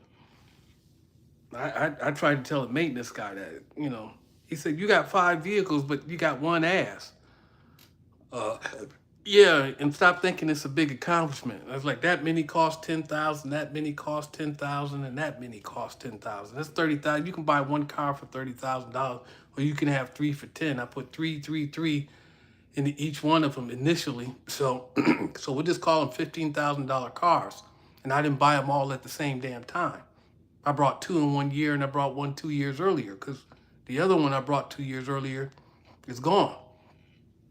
So we're talking about really $45,000 worth of cars. So you could have one nice vehicle where I can drive this one and I use them all for work. If that one needs to go on for repair, I don't have to work. I'm working. I'm still going to work, right? I'm just going to get into the other one. And if that one don't work, I can just get into the other one. If that one don't work, I can just get into the other one. And if that one don't work, I can get into the other one. While they're all, you know, one's getting repaired, this is getting repaired. By the time that one gets repaired, that'll be back, and this one went out, then I'll get back into the one that got repaired. Like, dude.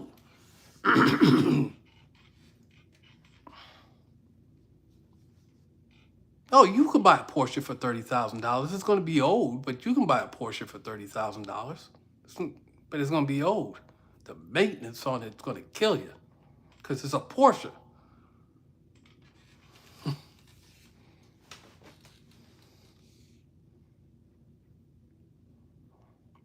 Jennifer didn't block my number. And and I don't think, I told Jennifer how much I made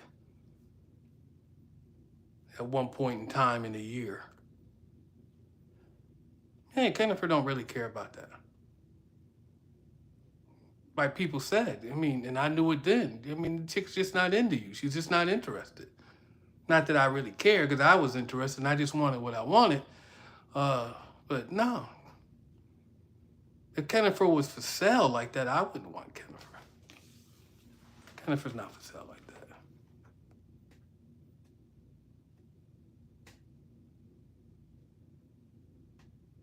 They go around corners. That's why I like minis. They go around corners. I like small cars. They go around corners. Like if you could make a Honda fit fast, that would be cool. You can buy a Fiesta ST. I like that. A Fiat Abarth. I mean, I've sat in the you know the ergonomics of that a Fiat Abarth. It's like yeah.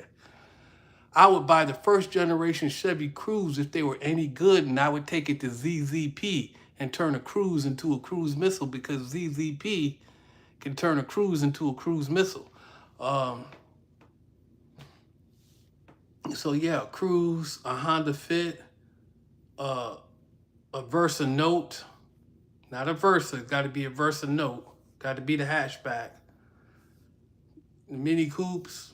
Yeah, I like small cars. I got no problem with people. Some people think hatchbacks. Oh, yeah, you can give me a a Golf R, not the new one though.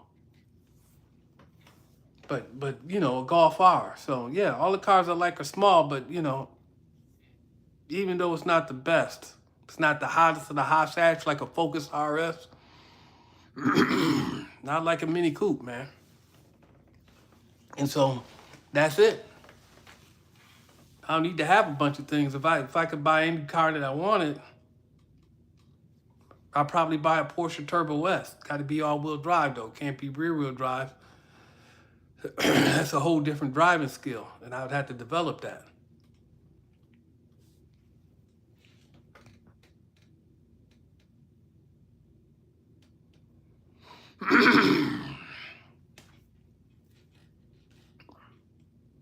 I don't need a S550 Benz.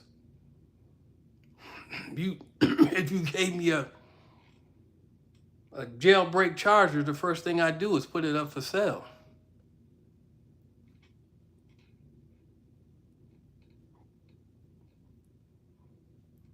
Biggest car, a 911 is cool, but I'll probably do better with a Cayman.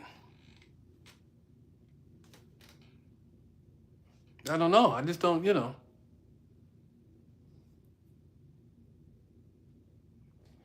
I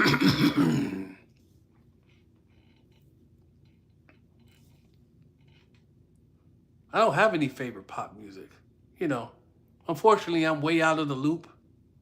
So a lot of my music, new music to me anyway, I hear from television shows or movies that I watch, or like Instagram reels.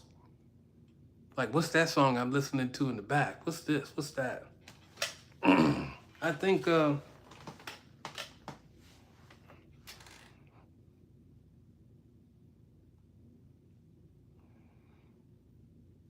I brought Joey Badass. This came out in 2012. I didn't know nothing about it. Survival Tactics. I brought Come Correct by Blinds, Brixton, and Gifted Gab. That came out in 2018. I brought Play It Raw by BG. I had that back. I just did. It just said track 2. I didn't know who made it. I found out who made it, so I decided to buy it from him. I brought Jericho by Nico. I brought Hip Hop by Dead Prez.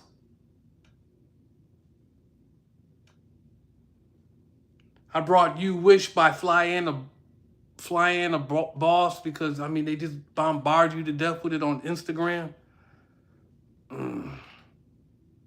I brought Misdemeanor by Foster Silvers. I brought Jamrock. I brought Feel Me by Jadakiss. Bam Bam by Sister Nancy.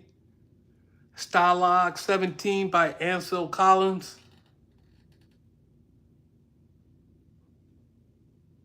Sublime, Doing Time. I brought Trip to Your Heart by Sly and the Family Stone. The Hustler by Sound Academy. Yeah, that's what I brought like the last month or two.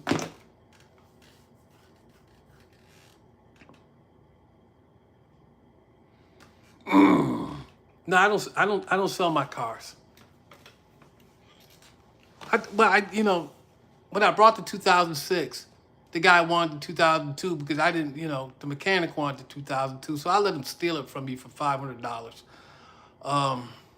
Because I could have had him take that and his parts card have been worth more. But he actually put an engine in it and went on his business. But I generally don't sell my cars. When I'm done with them, they're done.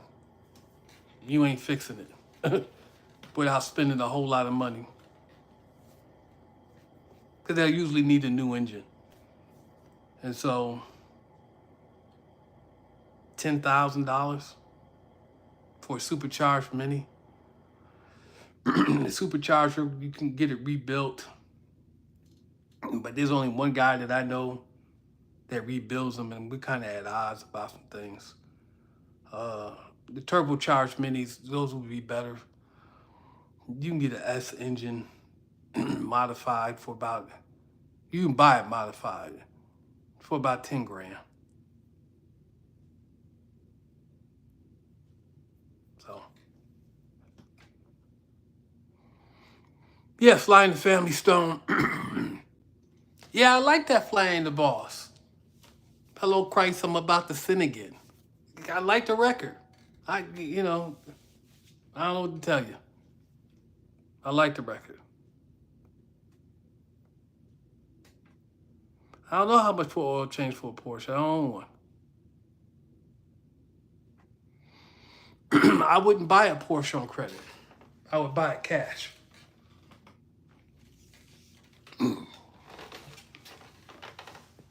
Now, if I wanted a Porsche GT4 RS, I couldn't buy it cash. But I would have to put like $80,000 down. Because I can't have some insane car note. $40,000 car note, as far as I'm concerned, is still too high. Car note on $40,000. Still too high.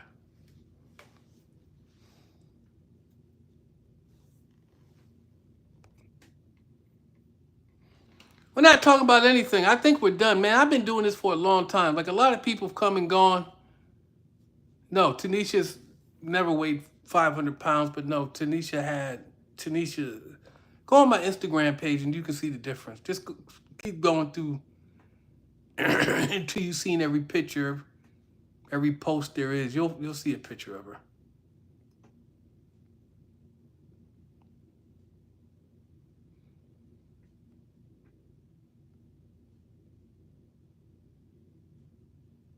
No, I was driving a Grand Marquis to the Metro Mall, Civics and Minis. I graduated from Civics. You can give me a Lotus. For goddamn sure you can give me a Lotus. For goddamn sure. Got to be a Yaris GR.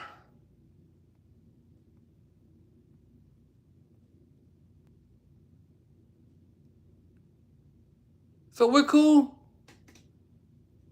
All right, so the only person that brought something was Todd. I'll be hitting up Todd. And, man, I've been doing this a long time. What fucking time is it? You guys have really made a bad day better. You guys have really made a bad day better. And I really do appreciate you making my day better. I'm going to post the second half, part 2 of a warrant for my arrest. I'm talking to the lawyers. You won't be able to hear the lawyers, or some of you will.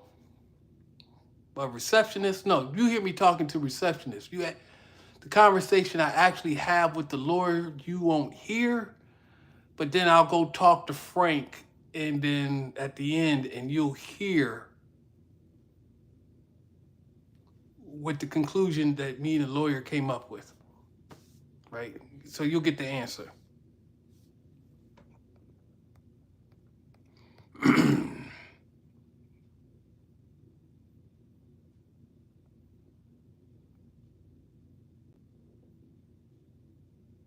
All right, man.